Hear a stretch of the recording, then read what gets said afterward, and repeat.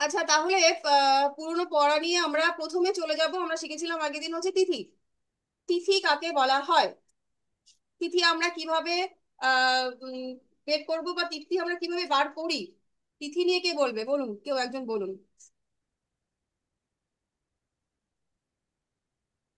তনুশ্রী তো শুরু করে, আর পায়েল ঝা, এই দুজন বাদে বাকিরা বলুন, একটু তা চেষ্টা করুন। তিথি আজকের ওই মেয়ে বলবেন, উনি কি যেন পিন্টু বাবু মাম্পি। বলবেন।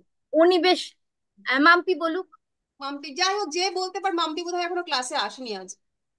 হতে পারে। কে বলবে বলো, কেউ একজন বলো যে আমরা তিথি কাকে বলবো। অনেকগুলো প্রশ্ন আছে, এইগুলো একটু একবার ঝালিয়ে নেব।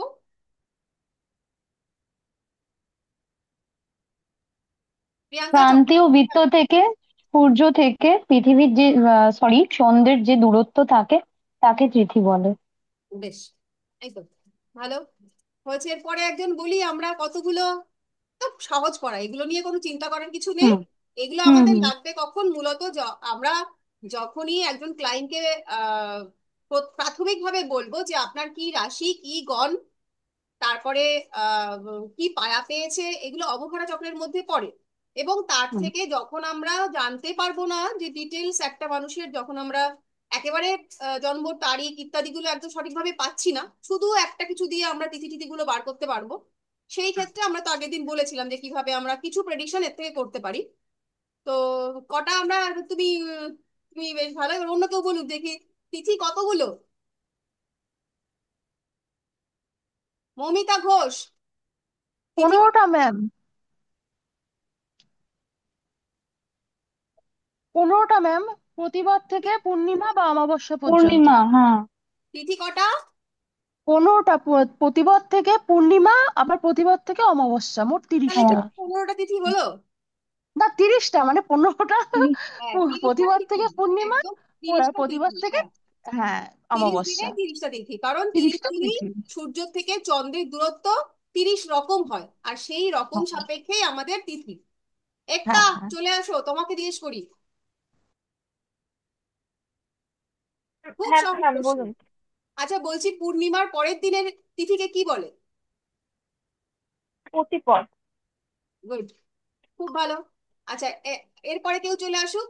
শিখা। হ্যাঁ বলুন ম্যাম। হ্যাঁ বলছি, বলুন। আহ কৃষ্ণপক্ষের চতুর্দশীর পরের দিন কি হয়? কৃষ্ণপক্ষের কোন তিথি থাকে? চতুর্দশী, চতুর্দশীর পরে হচ্ছে একাদশী। হ্যাঁ, না না, sorry sorry sorry sorry sorry না।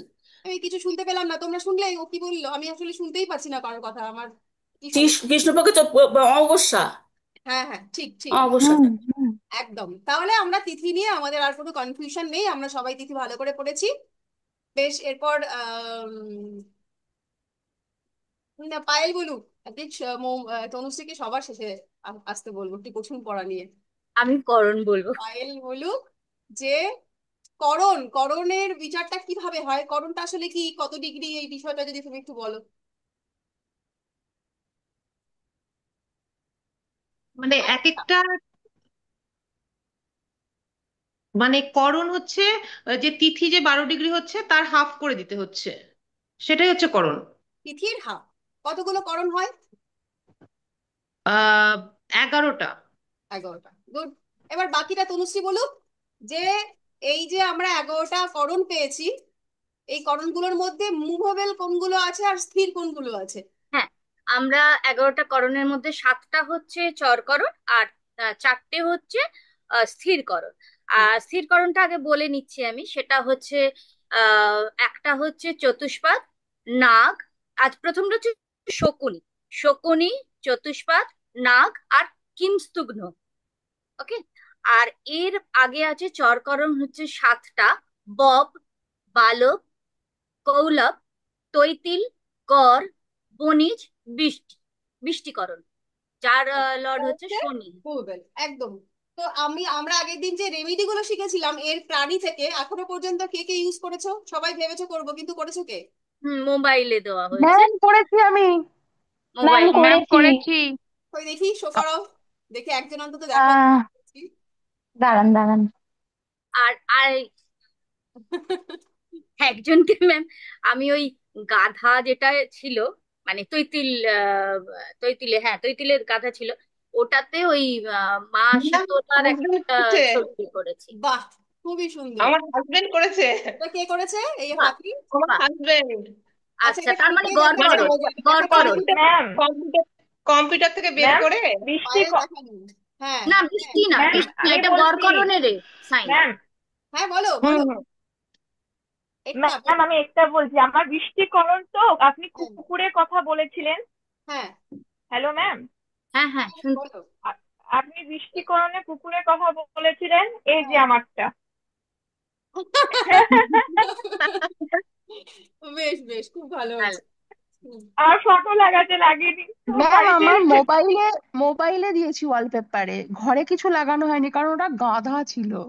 হ্যাঁ, মা শীতলার একটা মূর্তি, মা শীতলার যে ইমেজেস হুম। আছে না, আচ্ছা, পিকচার, আমি ওটা। কিন্তু কারোর কোনো কথা শুনতে পাচ্ছি না, তোমরা শুনে শুনে তোমরা আলোচনা করো। হ্যাঁ, হ্যাঁ, আপাতত মৌমিতা তোমরা মনে হয়, শুনতে পারো। হ্যাঁ, মৌমিতা হ্যাঁ বললো হ্যাঁ যে গাধার ছবিটা কিভাবে লাগবে, তাই বললাম মা শীতলার যদি মূর্তি হয় তাতে তো গাধা আমাদের হ্যাঁ, থাকে, মা তো শীতলার সেটা মূর্তি লাগালে একদম বেটার। একদম হুম। বেটার। এক্স্যাক্টলি। আচ্ছা যাদের আচ্ছা যাদের গাধা আচ্ছা বেরিয়েছে তারা মা শীতলার একটা পোস্টার লাগিয়ে নিও। খুব ভীষণ ব্যাপার। ভালো, আচ্ছা। ভীষণ ভালো, হ্যাঁ, হ্যাঁ। এটা আগের দিন ক্লাসেই, আমাদের আগের দিন একটা এক্সট্রা ক্লাস ছিল, স্যারের ক্লাস, ওই দিনই আমি যখন ওই বক্তা নিয়ে পড়াচ্ছিলাম, তো তখনই একজন ওর মধ্যে এই আইডিয়াটা দিল। আমরা আসলে গাধার জন্য কোনো দেবীকে খুঁজে পাচ্ছিলাম না, তারপরে আমরা পেলাম যে না, মা শীতলার সঙ্গে গাধা আছে। বেশ, খুব ভালো। তাহলে হলো আমাদের মোটামুটি তবে ম্যাম হ্যাঁ। কুকুরেরটা কিন্তু দারুণ, আমার হাজবেন্ডের বৃষ্টিকরণ ও কুকুর লাগিয়েছে। আপনি মানে যতদিন বললেন ও 2 দিন পর থেকেই বলছে যে দারুণ কাজ হচ্ছে। এক্স্যাক্টলি, কাজ তো হবেই।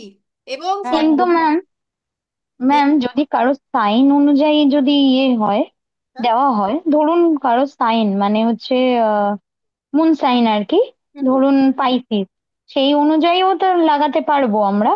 না না, ওটা দিয়ে শোনো, ব্যাপারটা হচ্ছে কি, আমরা আগের দিন বলেছিলাম করণটা মেন, মানে আমাদের রাশিচক্রের মূলত 2, 6, 2, 6, 10কে ইন্ডিকেট করে, অর্থাৎ তোমার আয় বা আয় কর্মকে। ভাবকে, আয় ভাবকে। হুম এবার হুম এই হুম করণ থেকে আমরা কি করতে পারি, আমাদের আয় ভাবের যে সমস্যাটা আছে, দেখো প্রত্যেকটা হুম পার্টিকুলার চার্টে তোমার আয় ভাবটা হুম কেমন হবে সেটা কিন্তু নির্দিষ্ট, এবং সেটার সঙ্গে কিন্তু করণের সংযোগ থাকবেই। করণ, হুম হুম হুম করণের তখন আমরা কি করতে পারি, যদি আমাদের কোনো রকম ফিনান্সিয়াল প্রবলেম হয়, সেই প্রবলেম থেকে, এটা যেহেতু একটা সাময়িক রেমেডি, একটা বৃহৎ রেমেডি হতেই পারে, কিন্তু এই সাময়িক রেমেডিটা, এগুলোকে আমরা টোটকার মতন করে ইউজ করতে পারি।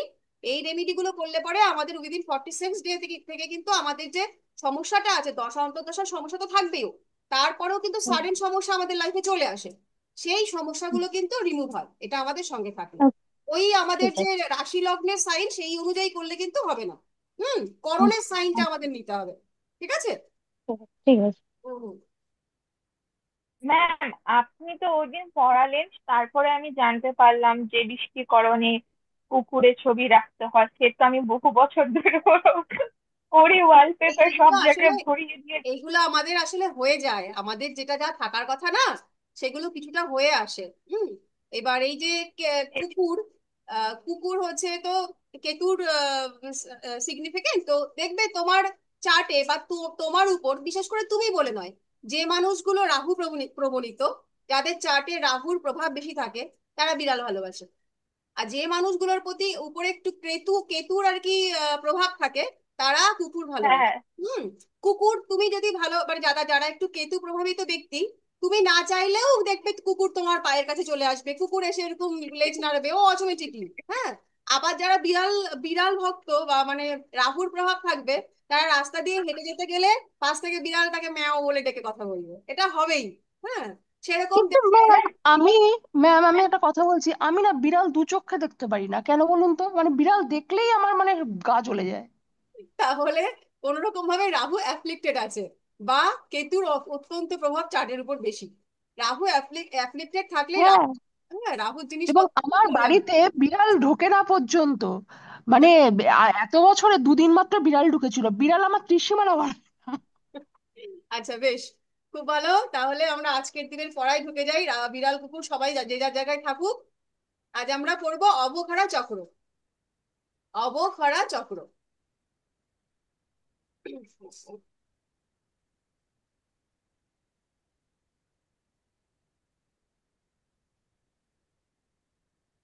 এই অবক্ষারা চক্রের মধ্যে কি কি থাকে? বর্ণ থাকে, একজন ব্যক্তির বর্ণ থাকে, যোনি থাকে, গণ থাকে, নাড়ি থাকে এবং পায়া থাকে। তাহলে কি কি বললাম? বর্ণ, যোনি, গণ, নাড়ি এবং পায়া। ঠিক আছে? এই জিনিসগুলো এই অবহারা চক্রের মধ্যে বেশিরভাগটাই লাগে হচ্ছে যখন আমরা দুটো জাতক জাতিকার মধ্যে বিবাহ সম্বন্ধের জন্য যে অষ্টকূটটা আমরা বিচার করি, সেই অষ্টকূট বিচার করতে গেলে আমাদের কিন্তু এই অবহারা চক্র থেকে ভালোভাবে জানতে হবে যে কে কোন বৈশিষ্ট্যের জাতক বা জাতিকা। আমরা একটা চার্টে ঢুকবো, তার first Lord, second Lord, third Lord থেকে 12th লর্ড পর্যন্ত আলোচনা করব, অবশ্য করব, কিন্তু তার আগে আমাকে জেনে নিতে হবে যে এই ব্যক্তিটি সে কেমন, তার মধ্যে নিজস্ব গুণাবলী কি কি আছে। এটা তো আমরা লগ্ন থেকে জানতে পারবো, তা সত্ত্বেও আর কি কি থেকে আমরা জানতে পারি, সেটা হচ্ছে এই অবঘরা চক্র। সেটা কিভাবে আমরা পাই? সেটা হচ্ছে একটা জাতক বা জাতিকার জন্মগত সময়কালীন চন্দ্রের অবস্থান থেকে বেশিরভাগটাই। তাহলে আমরা প্রথমে নেব হচ্ছে বর্ণ। বর্ণ কি কি হয় আমরা আগেই জেনেছি, 4টি বর্ণ হয়। বৈদিক জ্যোতিষের ক্ষেত্রে আমরা 4টি বর্ণকে পেয়েছি। এই বর্ণ নিয়ে মতবিরোধ আছে, মতের পার্থক্য আছে, এটা লিখে নিও, মতভেদ আছে। তো ক্ষত্রিয়, শূদ্র, বৈশ্য এবং ব্রাহ্মণ, এই 4টি হচ্ছে বর্ণ। এই বর্ণের বিভাজন আমরা কিভাবে পাবো? না, জন্মকালীন সময়ে জাতক বা জাতিকার চন্দ্র যে ভাবগুলোতে অবস্থান করছে সেই সাপেক্ষে ব্যক্তির বর্ণ নির্ধারিত হয়। ম্যাম আরেকটা বলবেন? জন্মগত সময়ে জাতক বা জাতিকার জন্ম চার্টে চন্দ্র যেভাবে অবস্থান করছে সেই অনুযায়ী বর্ণ নির্বাচিত হয়।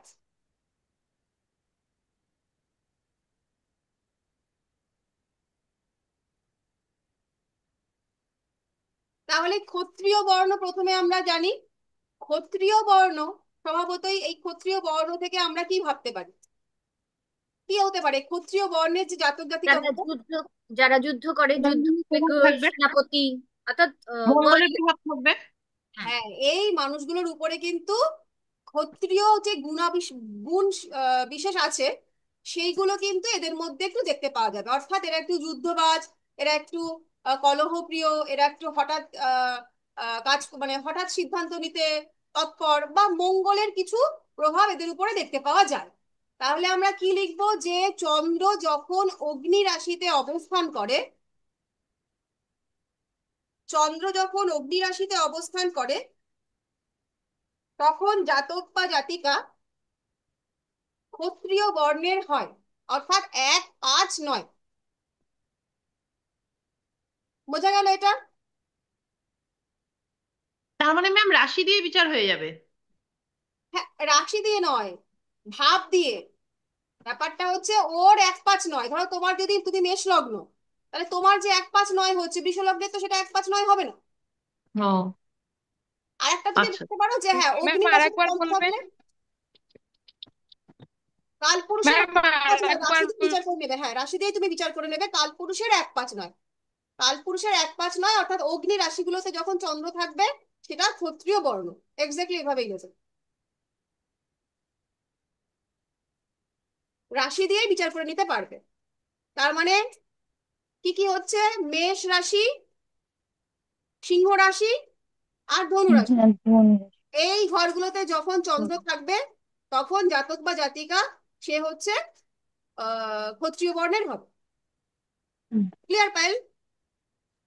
মানে এটা মেষ লগ্নের ক্ষেত্রে বললেন তো? না না না, এটা অল ওভার, অল ওভার। তুমি যেটা বললে যে রাশি দিয়ে বিচার হবে, রাশি দিয়েই বিচার হবে। ঠিক আচ্ছা আছে, আচ্ছা, হ্যাঁ। ঠিক আছে। মানে অগ্নিতত্ত্ব রাশিগুলোর ওপর, তাই তো ম্যাম? হ্যাঁ, যে কোনো লগ্ন সাপেক্ষেই যখন চন্দ্র, যে কোনো হুম লগ্ন সাপেক্ষেই চন্দ্র যখন 1, 5, 9 বা অগ্নি হুম। রাশিগুলোতে অবস্থান করবে তখন তারা হয়ে যাবে ক্ষত্রিয় বর্ণে। আচ্ছা। ঠিক আছে, এরপরে আমরা হুম। লিখবো হচ্ছে আচ্ছা, ক্ষত্রিয় বর্ণ তেজ এবং তেজের প্রতীক লিখে রাখো। ক্ষত্রিয় বর্ণ হচ্ছে তেজের প্রতীক, এদের মধ্যে ক্ষত্রিয়ের যে স্বভাব বা বৈশিষ্ট্য সেগুলো বৈশিষ্ট্যগুলো থাকবে। ম্যাম মানে যে কোনো লগ্ন সাপেক্ষের 1, 5, না, 9 লগ্ন না, এবং লগ্ন অগ্নি সাপেক্ষে নয়, রাশিগুলো। কালপুরুষের লগ্ন সাপেক্ষে 1, 5, 9, আচ্ছা, এটা একদম ফিক্সড। এটা ফিক্সড। আচ্ছা। ম্যাম মঙ্গলের তথ্য থাকে তো এগুলোতে, বললেন তো আপনি? হ্যাঁ হ্যাঁ হ্যাঁ, মঙ্গলের স্বভাব থাকে এদের উপরে, মানে আমরা যখন মঙ্গলের কারকত্ব পড়েছিলাম সেই স্বভাবযুক্ত হুম এই হুম মানুষগুলো হয়। হুম হুম। এরপরে লিখবো আমরা আহ শূদ্র, শূদ্র বর্ণ দাসত্বের প্রতীক। বৈশ্য লিখবো না ম্যাম ক্ষত্রের পরে? ক্ষত্রিয়, শূদ্র, বৈশ্য, ব্রাহ্মণ এভাবে লিখবো। আচ্ছা। তাহলে লিঙ্কটা পাবে, মানে ওই আমাদের 1, 5, 9, 2, 6, 10 এই লিঙ্কটার জন্য। হুম। তাহলে পৃথ্বী রাশিতে যখন চন্দ্র থাকে, এই যে অগ্নি রাশির পরে পৃথ্বী এবং বায়ু, এটা নিয়ে মতবিরোধ আছে। হুম, তবুও এই আমরা যেটা পেয়েছি এটা নিয়েই লিখবো যে পৃথ্বী রাশিতে যখন চন্দ্র অবস্থান করছে, অর্থাৎ 2, 6, 10, বৃষ, কন্যা, মকর এই রাশিগুলোতে যখন চন্দ্র অবস্থান করছে তখন ব্যক্তি হবে হচ্ছে শূদ্র বর্ণ।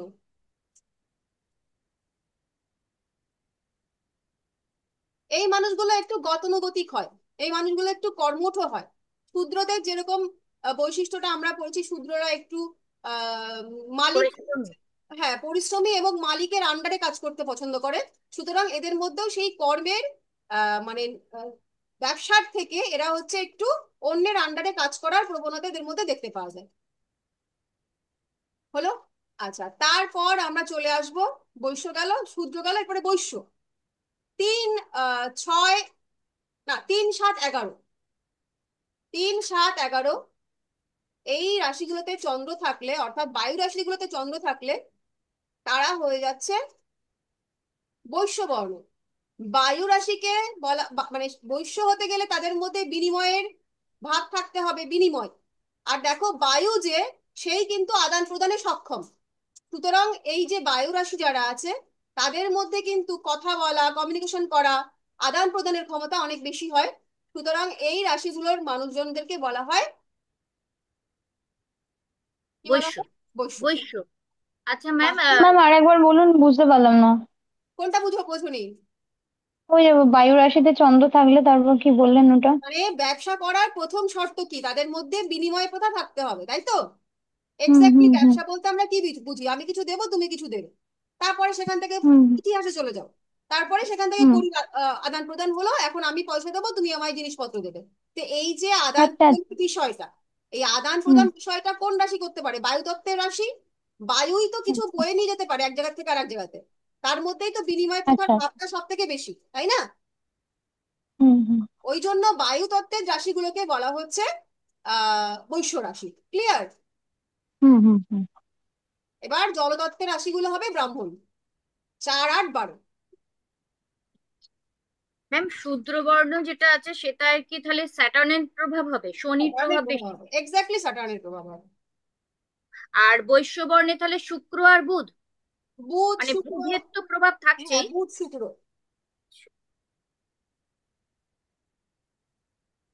চন্দ্র, চন্দ্র, বুধ, শুক্র তিনজনেরই। চন্দ্র তো হ্যাঁ, হ্যাঁ হ্যাঁ হ্যাঁ, পরিবর্তন। চন্দ্র। ম্যাম। বলো দীপিকা, বলো। হ্যাঁ ম্যাম, বলছি 4, 8, 12 ব্রাহ্মণ কেন বলা হচ্ছে জলতত্ত্বের রাশিগুলোকে? 4, 8, 12 দেখো, 4 নম্বর ঘর থেকে আমরা কি বিচার করি? কালপুরুষের ঘর। মা। হ্যাঁ। তুমি যখন কোন হুম। রকম ভাবে কোন রকম সাধনা, জ্ঞান অর্জন ইত্যাদি করতে চাইবে, তোমার দরকার হচ্ছে মানসিক শান্তি, মানসিক হ্যাঁ ম্যাম। দৃঢ়তা। সেগুলো তুমি কোথায় পাইতে পারো? তোমার ঘরে পেতে তবে পারো। রাস্তাঘাটে, গাছতলাতে, এগুলোতে তো তোমার জ্ঞান অর্জন সঠিকভাবে হবে না। তো এই যে জ্ঞান অর্জনের মাধ্যম, এবং আধ্যাত্মিকতার লিঙ্গ, আধ্যাত্মিকতার ঘর আমরা ধরি কোন ঘরটা? অষ্টম ভাব। এবং মোক্ষের ভাব ধরি আমরা কোন ঘরটা? সেটা হচ্ছে 12, ইহজাগতিক চাওয়া পাওয়ার থেকে মুক্তির পথ। তাহলে এই 4, 8, 12 এটা হচ্ছে জ্ঞানের কারক ঘর, বা এটাই হচ্ছে মোক্ষের ঘর। 4, 8, 12 আমরা আগে পড়েছি যে ধর্মের, আমরা যখন ধর্ম অর্থ কাম মোক্ষের যে ভাবগুলো পড়েছিলাম, তাহলে এই 4, 8, 12 এরা হচ্ছে মোক্ষকে নির্দেশ করছে। হুম। মনে আছে তো আগে আমরা পড়েছিলাম যখন? হুম। এই কারণেই 4, 8, 12 একমাত্র জ্ঞানের ভাব, জ্ঞান বিতরণের ভাব। এগুলো কাদের কাদের দ্বারা সম্ভব? ব্রাহ্মণদের দ্বারা সম্ভব। সুতরাং এই মানুষগুলোর মধ্যে জ্ঞানের প্রভাব, জ্ঞান বিতরণ করা, সাত্ত্বিক জীবনযাপনের মধ্যে আধ্যাত্মিকতার সঙ্গে যুক্ত থাকার প্রবণতা এদের মধ্যে বেশি থাকে। তো সুতরাং তার মানে ম্যাম বলা যাবে মূল রাশির ঠিক সমস্ত আছে। জাতক জাতিকাই ব্রাহ্মণ বর্ণের, আর হ্যাঁ, কুম্ভ রাশির সমস্ত জাতক জাতিকাই বৈশ্য বর্ণের। একেবারেই।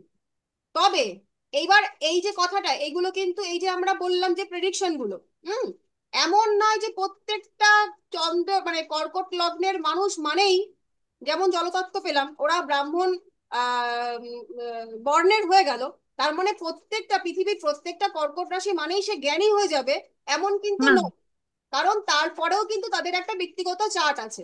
তবে এদের মধ্যে এই প্রভাবগুলো দেখতে পাওয়া যায় সাধারণত যখনই একজন শূদ্র বর্ণের মানুষ এবং একজন ব্রাহ্মণ বর্ণের মানুষ তারা যখন পাশাপাশি থাকবে, তাদের মধ্যে কিন্তু বৈশিষ্ট্যগত পার্থক্য অবশ্যই থাকবে। সেই বৈশিষ্ট্যগুলো কি? সেই বৈশিষ্ট্যগুলো এই বৈশিষ্ট্য। তুমি পাশাপাশি ধরো একটা ট্রেনে ট্রেনে যখন সফর করছো, যখন অনেক লোকের গ্যাদারিং, তাদের মধ্যে যে স্বভাবগত বৈশিষ্ট্য আমরা দেখতে পাই, এমন অনেক ব্যক্তি আছে যারা পুঁথিগত বিদ্যায় বা তাদের চাকরিগত জায়গা থেকে দেখতে গেলে তারা অনেক উচ্চপদস্থ, কিন্তু তাদের ব্যবহার একজন নিম্ন যে পুলিশ শ্রেণীর ব্যক্তি তার থেকেও অনেক খারাপ হয়ে থাকে। অথচ একদম এমন অনেক সময় দেখতে পাওয়া যায় যে অনেক অধতন কর্মচারীরা একজন ঊর্ধ্বতনকেও তার ব্যবহারের কাছে হার মানিয়ে দিচ্ছে।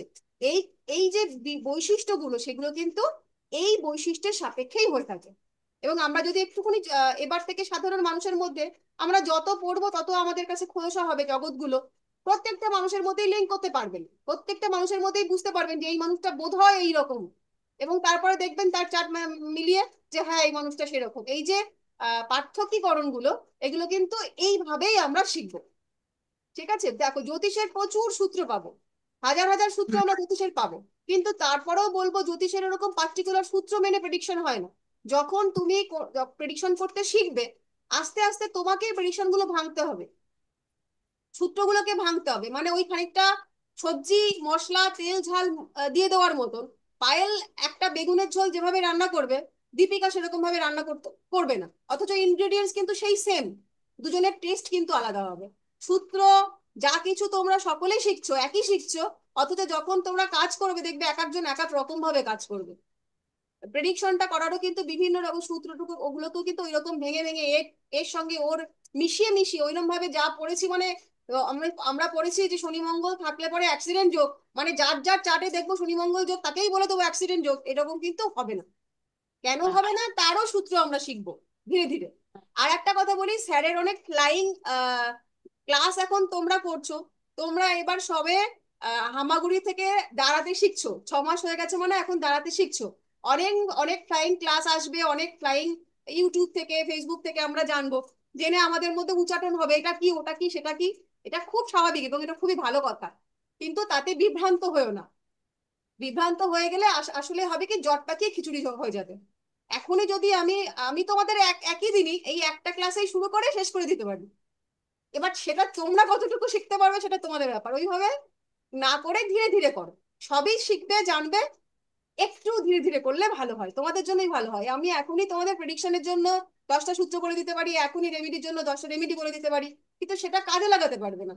কারণ এখনো যদি বলি যে কেন বলো যে মেষ লগ্নের জন্য কোন একটা রেমেডি বলে দিলাম, যে তোমরা সকলে জানো যে শনির জন্য দেওয়া হয় নীলা পাথর, এটা কমন একটা রেমেডি, সকলে জানে, যারা অ্যাস্ট্রোলজি করে না তারাও জানে যে নীলা দিলে নাকি মানুষের সহ্য হয় না, বালিশের তলায় দিয়ে ঘুমাতে হয়, এরকম অনেক রকম মিথ তোমরা শুনতে পাবে। এবার এই নীলাটা কখন আমরা দেব, কখন আমরা দেব না, কোন লগ্নের জন্য দেওয়া উচিত, কোন লগ্নের জন্য দেওয়া উচিত না, শনি কোথায় বসে থাকলে আমরা পাথর দেবো কবচ দেবো, একজন প্রশ্ন করেছে গ্রুপে, এগুলো অনেক বড় ব্যাখ্যা। শনি খারাপ থাকলে নীলা নীলা দেওয়া যাবে না, তাহলে কি কখন দেওয়া যাবে, এইগুলো আমি একবারে বলে দিলাম আর তোমরা সবাই ভেবে নিতে শনি মানে আমরা একটা করে নীলা দিয়ে দেবো। এভাবে নয়, ধীরে ধীরে শিখবো এবং সবই শিখবো। এবং আমার বিশ্বাস যে তোমরা আহ অবশ্যই একদিন বেস্ট অ্যাস্ট্রোলজার হবে, তোমাদের প্রতিভার শেষ নেই। আমাদের এই গ্রুপ, তারপরে কয়েকটা গ্রুপ আছে তাদের পঞ্চম হাউস খুব ভালো, খুবই ভালো।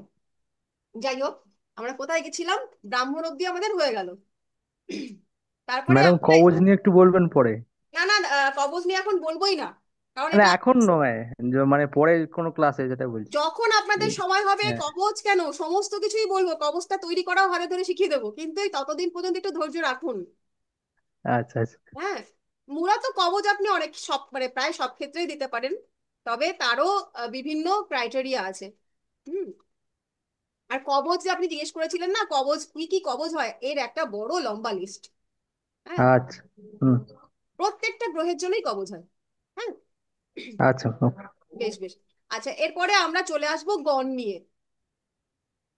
আমরা সবাই জানি তিনটে করে গণ হয়, দেবগণ, নরগণ এবং দেবাড়ি বা রাক্ষসগণ।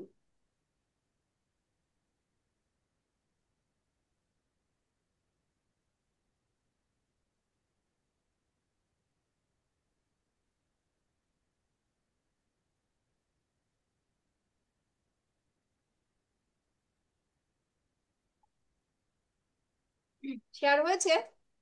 হুম হুম, হয়েছে ম্যাম। বেশ। এই দেবগণ, রাক্ষসগণ এগুলো সব লিখে ফেলুন, আমিও আপনাদের সঙ্গে লিখি।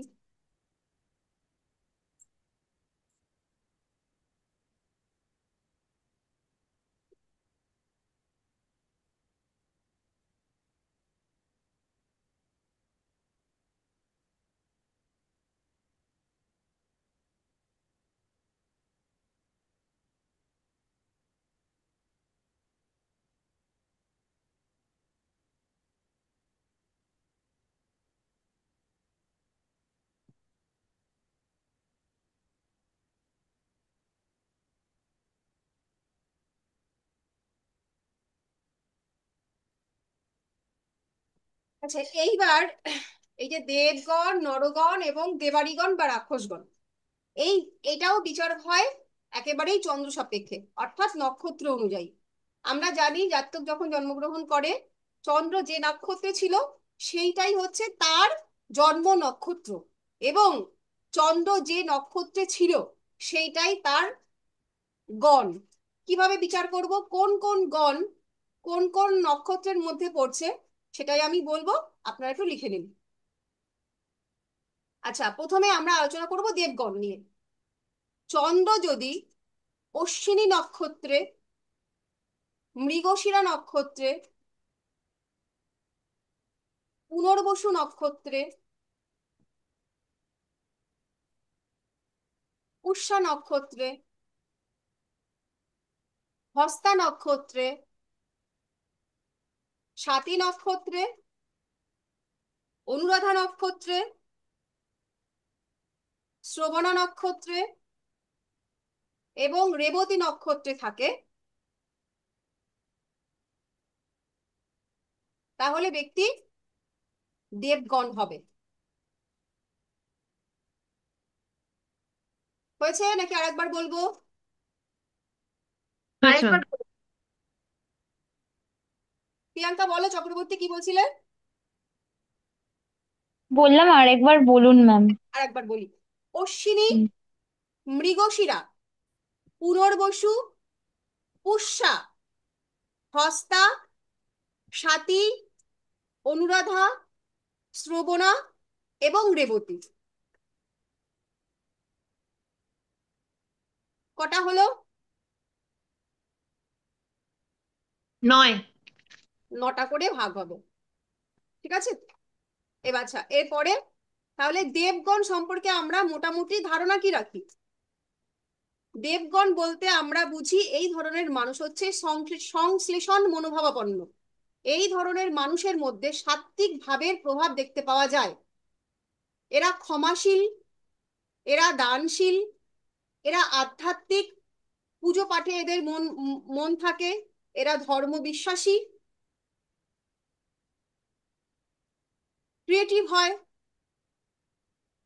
জ্ঞানান্বেষী, মূলত আধ্যাত্মিক, ধার্মিক, জ্ঞানান্বেষী, উদার এবং ক্ষমাশীল। এই গুণগুলো কিন্তু দেবগণের মধ্যে বেশি দেখতে পাওয়া যায়, অর্থাৎ দেবগণের মধ্যে সাত্ত্বিক গুণের প্রভাব বেশি। ঠিক আছে?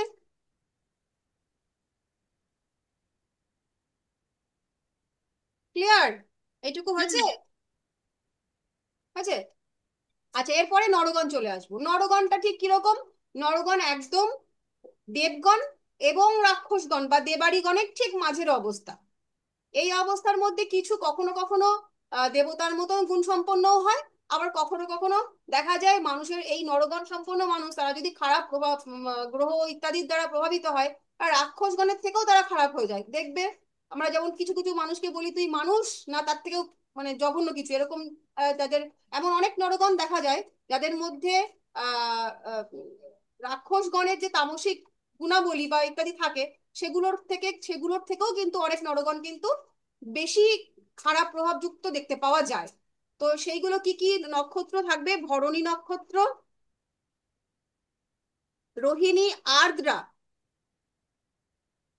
পূর্ব ফাল্গুনী, উত্তর ফাল্গুনী,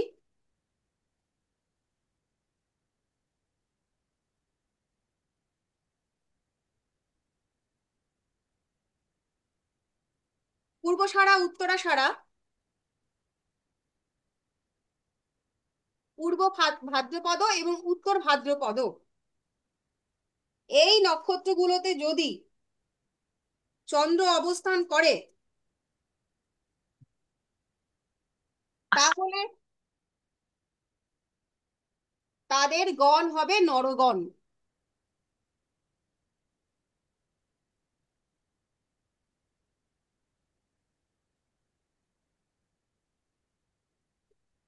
নরগণের স্বভাব বা বৈশিষ্ট্য কি লিখবো? এরা হচ্ছে কনজারভেটিভ বা রক্ষণশীল মানসিকতার বা গতানুগতা গতানুগতিকতা এদের মধ্যে দেখতে পাওয়া যায়। এরা গতানুগতিক ভাবে জীবন চালাতে পছন্দ করে, শান্ত স্বভাবের হয়, বন্ধুত্ব ভাবপূর্ণ হয়, সামঞ্জস্যপূর্ণ, দায়িত্বশীল, ক্রিয়েটিভ, সংযম এবং বিশুদ্ধতা, সৎ, সংযম, বিশুদ্ধতা, এইগুলো হচ্ছে নরগণের মধ্যে দেখতে পাওয়া যায়। এই নরগণ এমন একটা গণ যার মধ্যে রাজসিক, তামসিক, সাত্ত্বিক সব ভাবেই কম বেশি থাকে।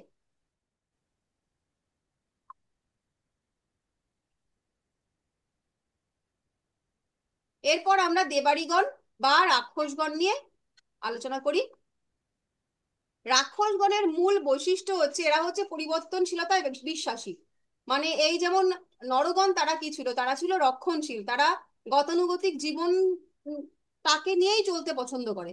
কিন্তু যারা দেবাড়িগণ তারা আসেই ভেঙে চুরে দিতে, তারা পুরনোর সঙ্গে চলতে পছন্দ করে না। তারা নতুন কিছু বানানোর জন্য সবসময় মানে যা কিছু নিয়ম কানুন এগুলোকে তারা নরগণের মতন করে ফলো করে না, তারা সবসময় একটা নতুন কিছু সংগ্রামী মনোভাব তাদের মধ্যে দেখতে পাওয়া যায়। তারা হচ্ছে এদের মধ্যে রাগ, জেদ এবং সাহস অত্যন্ত বেশি। যে মানুষগুলো বদ রাগী, বদ সাহসী এবং বদ জেদি, সেই মানুষগুলোর কিন্তু রাক্ষসগণ হওয়ার সম্ভাবনা অনেক বেশি এবং এদের উচ্চাকাঙ্ক্ষাও অনেক বেশি।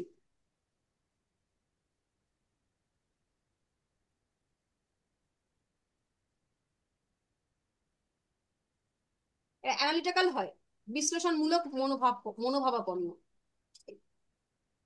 কেউ একটা কিছু বলে দিলে এরা মানে না, আর্গুমেন্ট এদের কমন ব্যাপার, কেন হলো, কি হলো, কেন মানবো ইত্যাদি এগুলো থাকে।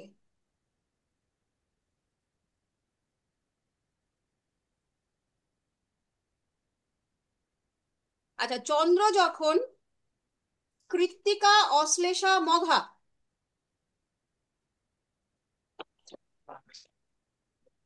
সঙ্গীতা কিছু বলবে?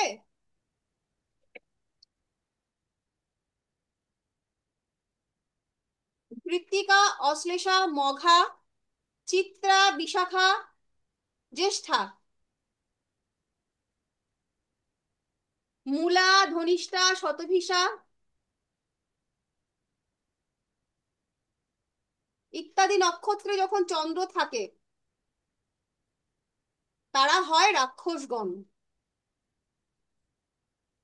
এটা যে যার মতন করে সূত্র বানিয়ে এক পাঁচ ওই নাম্বারগুলো মনে রেখে ওইগুলো দিয়ে মুখস্থ করে রাখাটা বেশি সহজ নাম থেকে।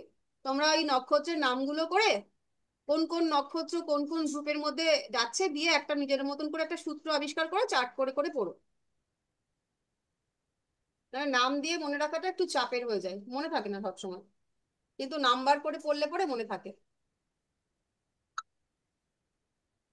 যখন আমরা আহ আহ, ইয়ে করব, ওই বিবাহের জন্য যখন অষ্টকূট বিচার করব, তখন আমাদের কিন্তু এই গণের বিচারটা খুব প্রয়োজন। এখানে তোমাদের মনে স্বাভাবিকভাবে একটা প্রশ্ন আসতে পারে যে কোন গণের সঙ্গে বিবাহ হলে পরে কার কেমন জীবনযাপন হওয়া আহ ঠিক। তাহলে সেক্ষেত্রে বলে দেব যে যদি দুজন ব্যক্তি সমগণের হয় তাহলে এটা ভালো।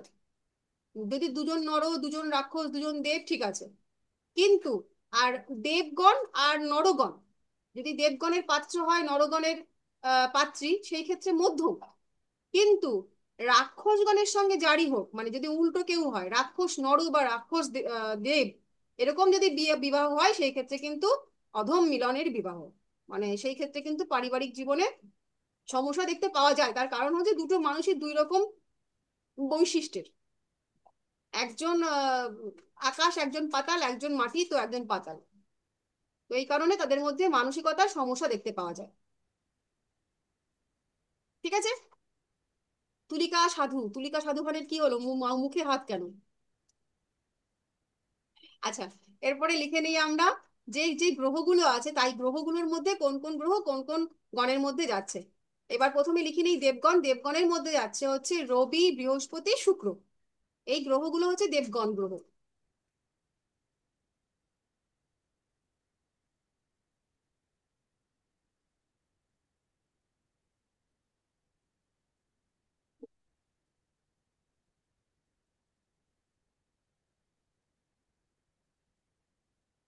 তারপরে নরগণ চন্দ্র শনি কেতু, এরা হচ্ছে নরগণ গ্রহ।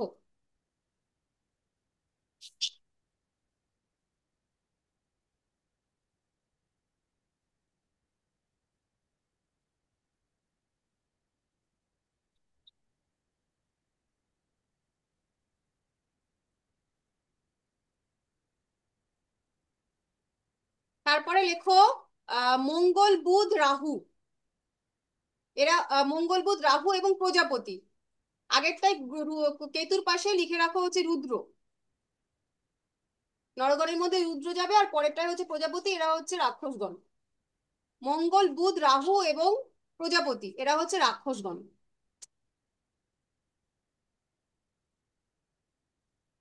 এইটা তোমার প্রেডিকশনের ক্ষেত্রে কাজে লাগবে না, কিন্তু তোমার জ্ঞানের ক্ষেত্রে কাজে লাগতে পারে, সেই জন্য লিখে লিখে রাখলাম। লাগবে হচ্ছে মূলত আমাদের ওই তিনটে জাতিকার ক্ষেত্রে কে কোন গণের এবং কে কোন গণের আমরা যখন বিবাহ দেব।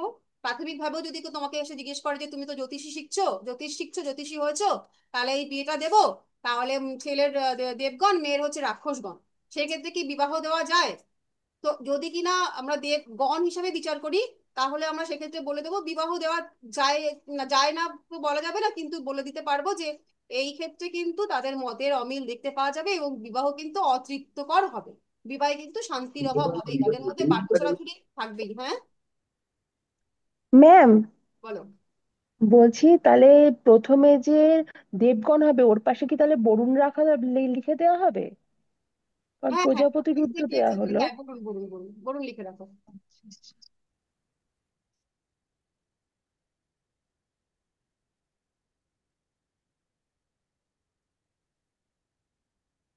ম্যাম কোনটা লিখবো?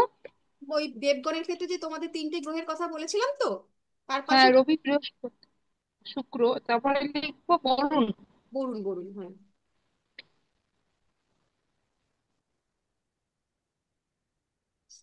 এটা যারা হচ্ছে পরে একটুখানি জয়েন করেছো তাদের জন্য একটু বলে দেই। তোমরা পরীক্ষাটা কবে দেবে, জুলাইয়ের শেষ সপ্তাহ নাকি অগস্টের প্রথম সপ্তাহ, তার জন্য গ্রুপের মধ্যে একটা ভোটিং করো।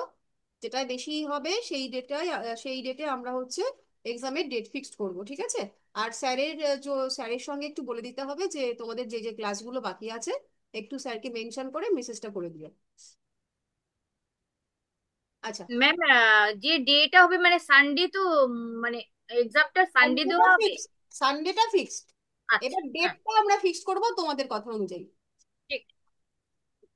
আচ্ছা, এই নক্ষত্রগুলোকে দেবগণ না রাক্ষসগণ, এটা আহ উম, মনে রাখার জন্য একটা আহ, ছড়া আছে, প্রচলিত ছড়া জ্যোতিষের, সেটা বলে রাখছি, তোমরা একটু লিখে রাখো।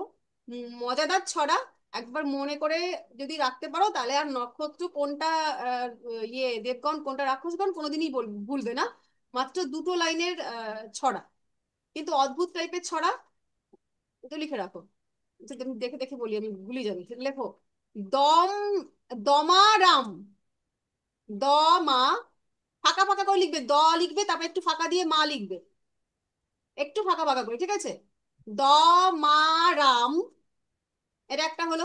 একটু ফাঁকা দিয়ে লেখো দমা দিন্দু, তার দমা। দমা দিন্দু, দয় রস্যিকার দি, সেই কেশুরা চমড়া বিষুবুর মতন, এটা একটা মজাদার আর কি ব্যাপার, হ্যাঁ। দমাদিন্দু, তারপরে রা রাম, রা রাম, মদারি দড়া, মদারি দড়া, ঠিক আছে? তারপরে নিচের লাইনে লেখো দূরে রাম,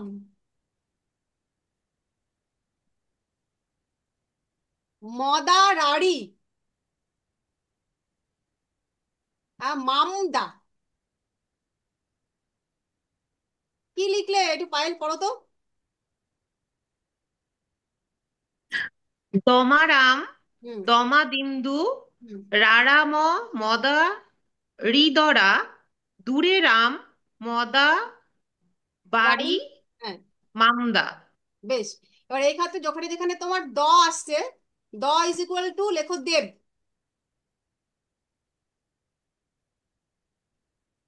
ইজ ইকুয়াল টু লেখো রাক্ষস, আর ময়ে নরগণ, মানুষ বা নর।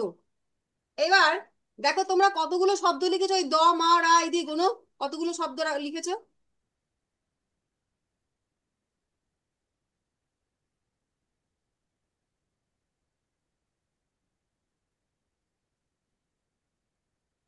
সাতাশটা হচ্ছে কি? 27টা শব্দ সমান 27টা নক্ষত্র। এবার প্রথম দয়ে এক লেখা শুরু করো, 1 2 3 4 5 6 7 8 করে একদম মামদার নিচে কি 27, মানে দয়ে 1, মাতে 2, রায়ে 3, মতে 4, এরকম করে। দেখো 27টা নক্ষত্রের নাম্বারিং হয়ে গেল।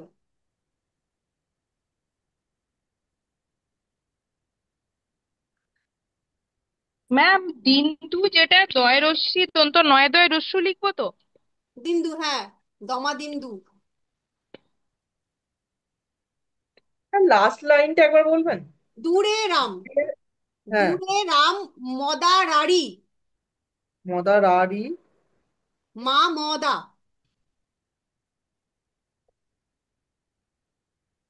27টা নক্ষত্রের নাম হয়েছে। হুম। হ্যাঁ, হয়েছে। এইবার দেখো যার তলায় যে নাম্বারটা এসছে, মানে 1 নম্বর, দয়ের নিচে 1 নম্বর, তাই তো? তার মানে এবার হুম। 10 সমান সমান আমরা লিখেছি দেবগণ, মানে 1 নম্বর নক্ষত্র হচ্ছে দেবগণ। আচ্ছা। পরেরটা দেখো 2 নম্বরে লিখেছো হুম। তোমরা, মায়ের নিচে লিখেছো 2, তার মানে হুম। 2 নম্বর হুম। নক্ষত্র হচ্ছে মানুষ বা নর। আর রায়ের নিচে লিখেছো 3, হুম। হুম। তাহলে অশ্বিনী হুম। ভরণী হুম। কৃত্তিকা, কৃত্তিকা হয়ে যাচ্ছে রা মানে রাক্ষস। এইভাবে আচ্ছা। কোন সূত্রটা হবে, খুব হুম। মজাদার হুম। সূত্র, আর কখনো ভুলবে না। হুম হুম। বেশ ভালো। ঠিক আছে? হুম। শুধু এই হুম। ছড়ার লাইনগুলো মনে রাখতে হবে, ওটা আমি মনে করে দিতে পারবো না। আচ্ছা বেশ, এবার আমরা চলে যাব জনিতে। এই পর্যন্ত গণ, নিয়ে আর কারো কোনো প্রশ্ন আছে? ক্লিয়ার? গণে আর কারো কোনো প্রশ্ন আছে তোমাদের? না, ম্যাম, না। তাহলে না। দিন দুতে কি হবে? দিন দুতে ওই নয় এই দয় দেখো হস্যটা। মা দিন্দুতে, দিন্দু দেখো 9 দয় রসুতে কি আসছে, তোমার দিন্দু একটা কথা, দি দিয়ে, মানে 9 দয় রসুটা আলাদা, অশ্লেষা তো। দিন্দুটা একটা কথা, দি শুরু হচ্ছে, মানে হচ্ছে তোমার দেবগণ। আচ্ছা। হুম। হুম। হুম। যেখানে হুম। আসছে সেখানে সেখানে দেবগণ, ঠিক আছে? রা যেখানে হুম। যেখানে হুম। হুম। আসবে সেখানে রাক্ষস, যেখানে আসবে ময়ে মানব বা নর। ম্যাম হুম, তবে দন্ত নয় দয়ের ওষুধটা?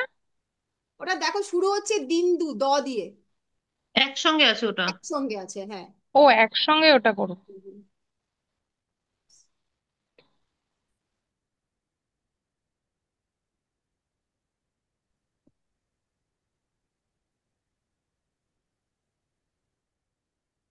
ওইভাবে পরপর তুমি লিখে দাও, দেখবে প্রত্যেকটা, তুমি তোমাদেরকে লিস্ট লিখে দিলাম তো, নক্ষত্রগুলো লিস্ট লিখে দিলাম, এই লিস্টের সঙ্গে তোমরা হচ্ছে ওই ছড়ার লিস্টটা মেলাও, দেখবে তোমাদের এখন আর মাথা ঘামাতে হবে না, পরে মিলিয়ে বাড়িতে পেয়ে যাবে।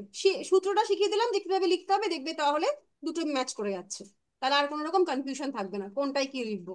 ঠিক আছে? আচ্ছা, এরপরে চলে আসি আমরা যোনি। কতগুলো যোনি হয়? 28টা নক্ষত্রে মোট যোনি হয় 14টা। 28টা নক্ষত্রকেই আমরা 14টা যোনিতে বিভক্ত করতে পারি।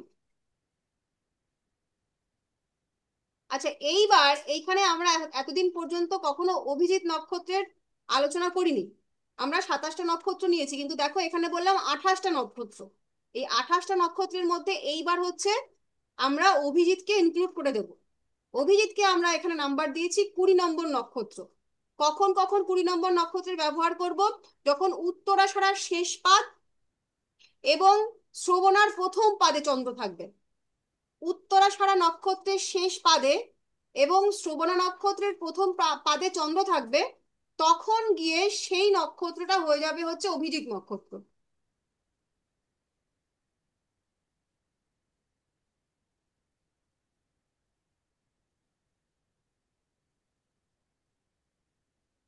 ম্যাম আর একবার বলুন। হুম হুম। 28টি নক্ষত্রকে আমরা 14টি যোনিতে ভাগ করতে পারি, রাইট? এতদিন আমরা শিখে এসেছি 27টি নক্ষত্র, এবার 28 বললাম কারণ এবার আমরা অভিজিৎ নক্ষত্রকে নেব। অভিজিৎ নক্ষত্রকে আমরা দিয়েছি 20 নম্বর নক্ষত্রের নাম। এইবার এই 20 নম্বর নক্ষত্রটাকে আমরা মানে কখন ধরবো? যখন কিনা উত্তরাষাঢ়া নক্ষত্রের শেষ পাদে এবং শ্রবণা নক্ষত্রের প্রথম পাদে চন্দ্র অবস্থান করবে, তখন সেটাকে আমরা অভিজিৎ নক্ষত্র ধরবো।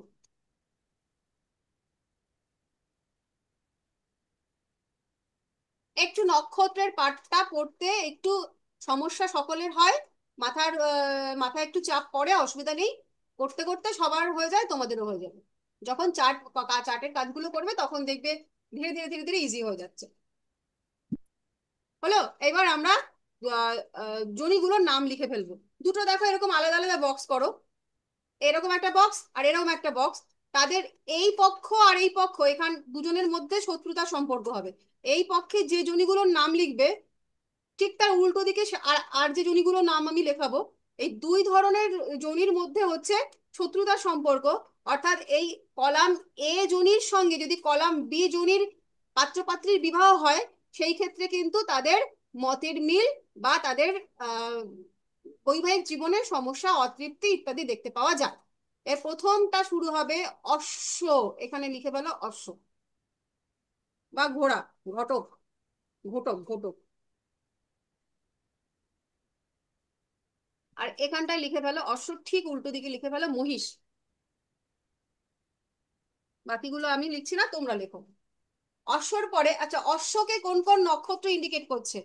অশ্বকে ইন্ডিকেট করছে 1 নম্বর নক্ষত্র এবং 24 নম্বর নক্ষত্র, অর্থাৎ অশ্বিনী এবং শতভিষা।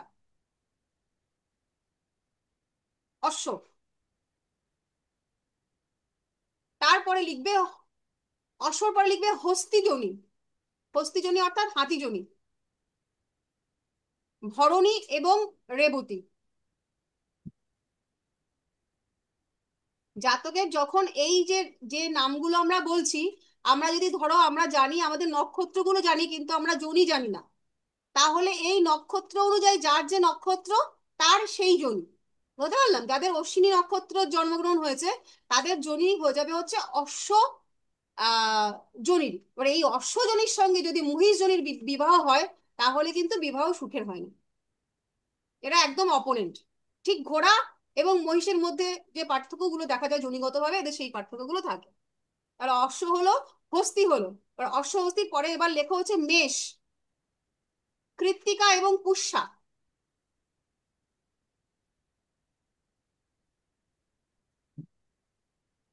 উল্টো দিকে লিখো না, কিন্তু পরপর লিখো। এইদিকে লিখবে না, আমি শুধু এই দিকটা লেখাচ্ছি, এই অশ্বর নিচে এইভাবে লিখে যাবে। এগুলো আমি এখনো লেখাইনি, দুটো আলাদা কলাম লিখেছি, শুধু অশ্বর উল্টো দিকে লিখেছি মহিষ। হস্তির নিচে কি অশ্ব লিখবো? হ্যাঁ, অশ্বর নিচে লিখবে হস্তি, তার নিচে লিখবে মহিষ। এই না, সরি, মেষ মেষ মেষ। মহিষটা উল্টো দিকে লিখেছি। এই উল্টো দিকের কলামটা এখন লিখবে না, এটা আমি পরে লেখাচ্ছি, আগে শুধু এই দিকের কলামটা লিখে নাও। অশ্ব, হস্তি। মেষ মেষ। ম্যাম অশ্বতে কি কি পড়লো? অশ্বিনী পড়লো, আরেকটা কি পড়লো? অশ্বিনী আর তারপর শতভিষা। মেষ। অশ্বিনী আর শতভিষা শতভিষা। ঠিক অশ্বতে। আছে। আর দ্বিতীয়টাতে লেখো, হস্তিতে লেখো 2 নম্বর এবং 27 নম্বর, অর্থাৎ রেবতী এবং ভরণী। ভরণী আর রেবতী। আর মেষে হচ্ছে কৃত্তিকা পুষ্যা। কৃত্তিকা পুষ্যা হলো। এবার 4 নম্বরে লেখো সর্পজনী, সর্প সাপ। 4 নম্বর এবং 5 নম্বর নক্ষত্র রোহিণী মৃগশিরা।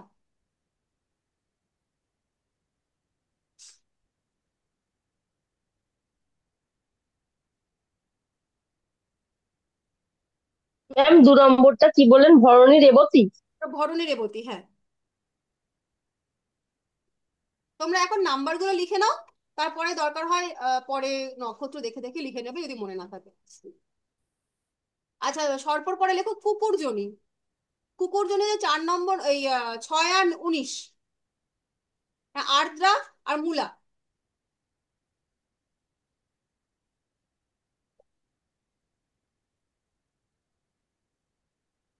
এবার যাদের যাদের বরের সঙ্গে মেলে না মতের, তারা তারা আজকেই চেক করে নেবে যে দুজন তো গন্ত জানতাম, এবার দেখে নেই যে জনিটা কি পেয়েছে, এই কারণেই কি মিলতো না, টাকাস করে সবাই মিলিয়ে নেবে।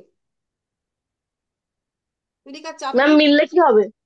হ্যাঁ, বলছি ম্যাম মিলে গেলে কি হবে? খুব মিল হবে?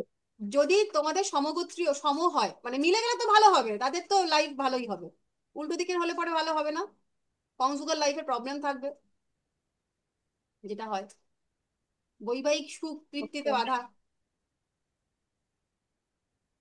আচ্ছা, কি লিখলাম কুকুরে পরে, এবার লেখো বিড়াল জনি।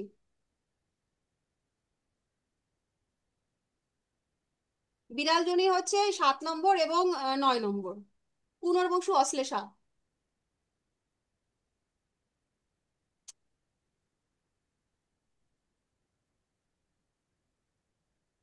এরপরে গোজনি বা গরুজনি, উত্তরা সারা, উত্তর ভাদ্রপদ। এগুলো মুখস্থ রাখার বিষয় নয়, এগুলো লিখে রাখবে, যখন মেলানোর দরকার হবে তখন মিলিয়ে দেখে দেখে মিলিয়ে নেবে। নোটগুলো যেন থাকে নিজের কাছে। এরপরে যখনই তোমাদের কাছে যে জটক বিচারের জন্য চার্ট আসবে, যে দেখো দেখুন তো এই ছেলের সঙ্গে এই মেয়ের বিয়ে দেওয়া যায় কিনা, তখন এই জিনিসগুলো আমাদেরকে মেলাতে হবে, যে কে কোন জাতক জাতিকা কি গণ পেয়েছে, কোন জনি পেয়েছে, কোন বর্ণ পেয়েছে, বর্ষ কি পেয়েছে। অনেকগুলো আমাদের 8খানা পয়েন্ট। তাহলে গোয়ের সঙ্গে কুকুর মিলবে না তো? তার সঙ্গে গোর সঙ্গে কুকুর কুকুর মিলবে না তো ম্যাম? এ, গরুর সঙ্গে কুকুর, হ্যাঁ। হ্যাঁ মিলবে না তো।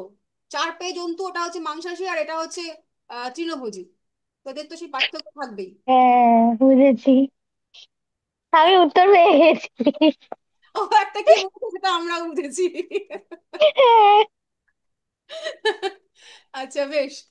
এরপরে হচ্ছে আমরা এই পর্যন্ত লিখলাম, এই কলামটা শেষ হলো, তাই তো?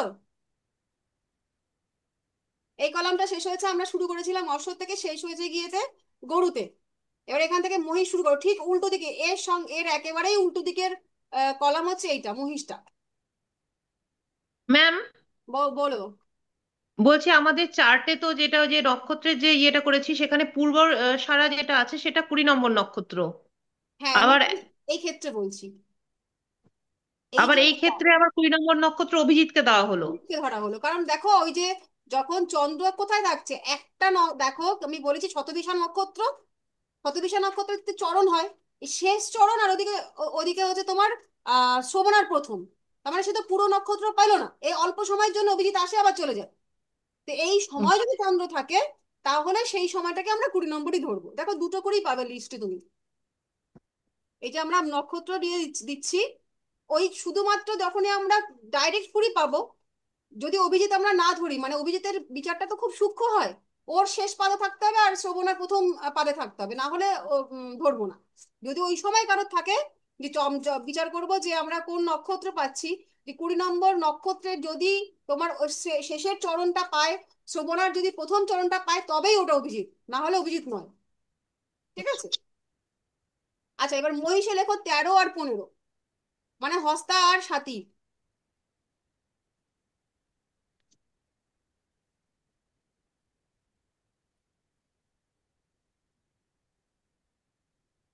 ম্যাম কি বলেন, মহিষা হস্তা সাথী?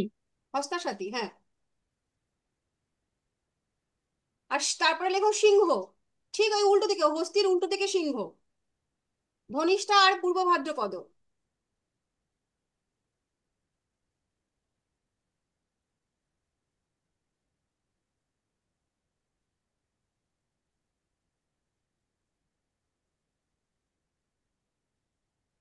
তারপরে লিখবো বানরজনী। বানরজনী হচ্ছে পূর্বসারা এবং শ্রবণা। খুব সূক্ষ্মভাবে যদি দেখতে পাও, মানে দেখতে পারো আর কি, এই যে জনিগুলো বললাম না, এই জনিগুলো সাপেক্ষেও মানুষের উপর না প্রভাব থাকে। তুমি যদি সূক্ষ্মভাবে একটা মানুষকে ভালোভাবে অবজার্ভ করো, দেখবে তার মধ্যে এই ধরনের কিছু বৈশিষ্ট্য, এই যে জনিগুলো বললাম, জনিগুলোর সঙ্গে সঙ্গে যে প্রাণীগুলোর ছবিটা আমাদের মাথায় আসলো, এবং সেই ছবির যে নির্দিষ্ট যে চরিত্রগুলো, সেই চরিত্রের প্রভাবও কিন্তু এই মানুষগুলোর মধ্যে দেখতে পাওয়া যায়। এটি খুব সূক্ষ্মভাবে বিচার করো। হুম। খুব ভালোভাবে বিচার করলাম, যেমন ধরো সিংহ যে বললাম, আর ওদিকে বললাম গরু। এই গজনীর মানুষজনগুলো একটু শান্ত শিষ্ট, একটু নম্র ভদ্র এরকম হয়। আর বাঘ বা এই যে সিংহ বললাম, সিংহের মধ্যে একটু উগ্রতা, প্রচন্ডতা, একটু আয়েসি, মুড়ি, কাজ করবো না, খালি খাবো আর ঘুমাবো, এরকম টেন্ডেন্সিও দেখতে পাওয়া যায়। হুম। আচ্ছা, বেশ। এবার তারপরে বানরের পরে, বানরের বললাম পূর্বসারা শ্রবণা। এরপরে লেখো নকুলজনী। নকুলজনী হচ্ছে 21 নম্বর নক্ষত্র, উত্তরাষাঢ়া। ম্যাম আর একবার বলবেন? উত্তরাষাঢ়া, 21 নম্বর নক্ষত্র, উত্তরাষাঢ়া, না নকুলজনী। ওই, হ্যাঁ, নকুল, নকুল মানে হচ্ছে বেজি। নকুল। আচ্ছা, নকুল জনি। এই নকুলজনীর মানুষ মানুষ যারা হয়, তাদের মুখাকৃতি একটু তুলনামূলকভাবে ছোট হয়। আর তুমি দেখবে যদি কখনো আহ চোখের সামনে বেজির আহ চরাচর, মানে বেজির মুভমেন্ট যদি কখনো দেখো, আমার বাড়ির পেছনে সাপ, বেজি সব একসঙ্গে থাকে। আমি খুব ঘন ঘন এদের দেখি। কি পরিমাণে ক্ষিপ মানে ক্ষিপ্র, চালাক, বুদ্ধিমান। আর যদি মহিলা বেজি হয়, তাহলে কত বুদ্ধিমতী দেখতে পাওয়া যায়, যে কি পরিমাণ শার্প এদের ব্রেন। তো যারা ওই নকুলজনী, তাদের মধ্যে কিন্তু এই বুদ্ধিমত্তা থাকে। তাদেরকে কিন্তু চট করে বোকা বানানোটা সহজ হয় না, তারা কিন্তু বুদ্ধির শিরোমণি হয়, এই নকুলজনীর মানুষজন। কেউ আছো তোমাদের মধ্যে নকুলজনী? কেউ নেই। আচ্ছা, বেশ। এরপরে হচ্ছে হরিণ। হরিণ হচ্ছে 17 আর 18, অনুরাধা আর জ্যেষ্ঠা। হরিণের মধ্যে যে সফটনেস গুলো থাকে, এদের মধ্যে এরকম সেই বৈশিষ্ট্যগুলো থাকে। এরা হচ্ছে একটু রোমান্টিক হয়, এরা একটুখানি গান বাজনা মুডি হয়, একটু মুডসি প্রবলেম থাকে, একটু লাফানি, অস্থিরতা, এখন এখানে কখন সেখানে তিরিং বিরিং ব্যাপারটা এদের মধ্যে দেখতে পাওয়া যায়। এটা হরিণের মধ্যেও আছে। কিন্তু এরা হচ্ছে ম্যাম মধ্যমীর। নকুলটা কি কি বললেন? নকুলের কি নকুলটা কি কি বললেন, উত্তরাষাঢ়া আর একটা? শুধু উত্তরাষাঢ়া, শুধুই উত্তরাষাঢ়া। আচ্ছা আচ্ছা, হ্যাঁ হ্যাঁ ঠিক আছে। হরিণ, হরিণ হচ্ছে 17 আর 18, অনুরাধার জ্যেষ্ঠা। আর ইঁদুর লেখো তারপরে 10 এবং 11, মঘা এবং পূর্ব ফাল্গুনী।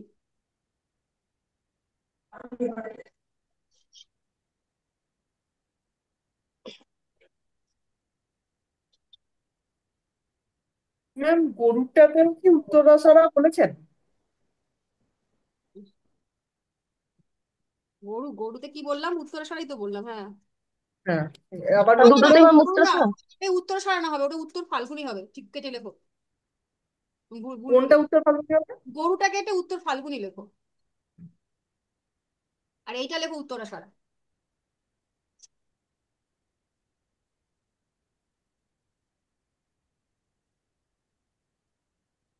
তারপরে আছে বাঘ, 14 আর 16 নম্বর নক্ষত্র।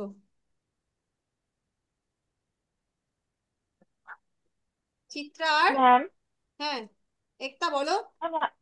ম্যাম, ইউনিট দেখে কি কোনো বিচার হয় নাকি যে পূর্বজন্মে তুমি এমন ছিলে? আমাকে না একবার একজন জ্যোতিষী বলেছিলেন, সেজন্য আমি কোশ্চেনটা বললাম।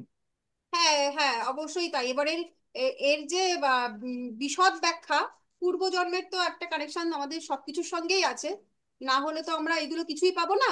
কিন্তু এর যে সঠিক ব্যাখ্যা, সেটা আমারও জানা নেই, যে কেন একজন মানুষ এই জন্মে নকুলজনী হয়েছে আর কেন একজন ব্যাঘ্রজনী হয়েছে। সে কি ব্যাঘ্রজনী প্রাপ্তির থেকে এবার মানব জন্ম পেলো, নাকি আরো কোনো ব্যাখ্যা আছে, সেটা সঠিকভাবে আমার কাছেও জানা নেই। কখনো যদি আমি তোমাদের মানে নিজে জোগাড় করতে পারি, তোমাদের জানিয়ে দেবো। তবে অবশ্যই তো আগের জন্মের প্রভাব আছে। ঠিক আছে ম্যাম, আমিও জানতাম না আপনি পড়াচ্ছেন, তাই হট করে বিষয়টি মনে পড়লো, বহু বছর আগে। হুম হুম। ঠিক আছে, থ্যাংক ইউ। ম্যাম বাঘেরটা বাঘ 14। হলো 14 আর 16। চিত্রা আচ্ছা আর বলছি অনুরাধা। ম্যাম, চিত্রা আর দেখো, আমি অনুরাধা।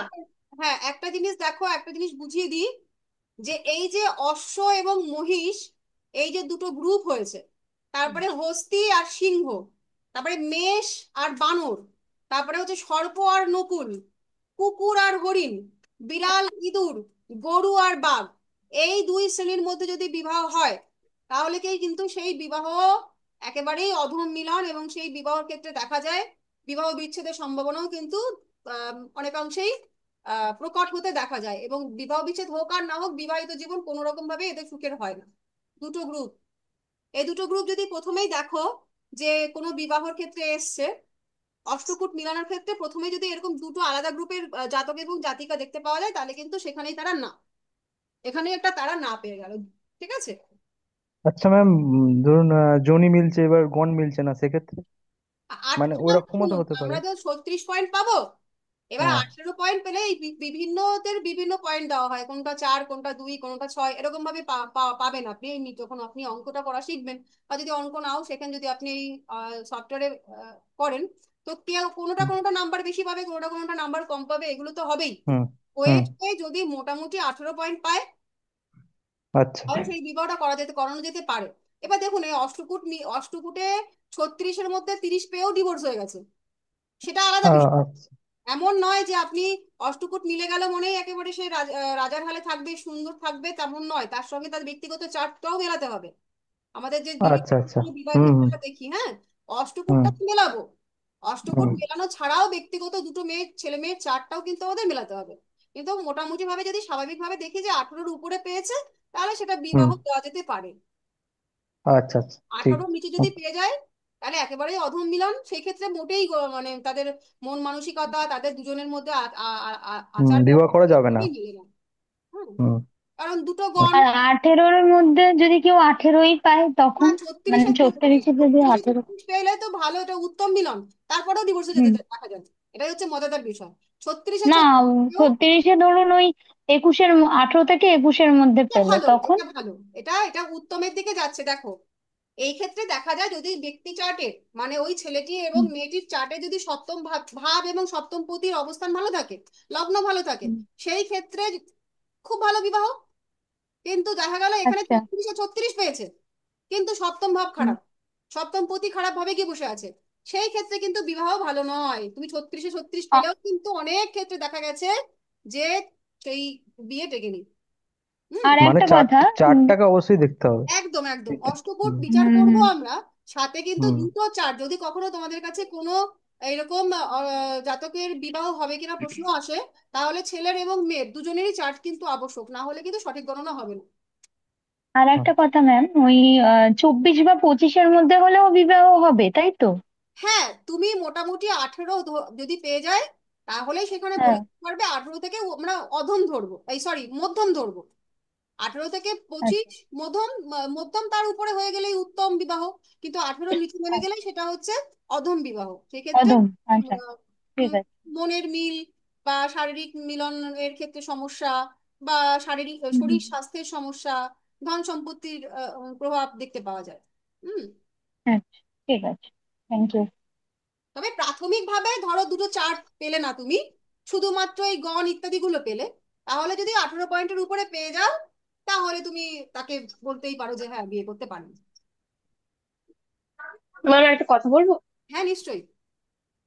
বলছি ম্যাম, অনেকে বলেন যে বিয়ে হচ্ছে পূর্ব নির্ধারিত, মানে স্বামী স্ত্রী আগে থেকেই নির্দিষ্ট করা থাকে, তাহলে এক্ষেত্রে কি করা হবে? মানে যদি নির্দিষ্ট করাই থাকে তাহলে এটা তুমি দেখবে যে বিবাহিত জীবনটা কেমন হবে। আসলে আমরা হিসাবটা করতে পারি, ভাগ্যপাল বদলাতে পারি না।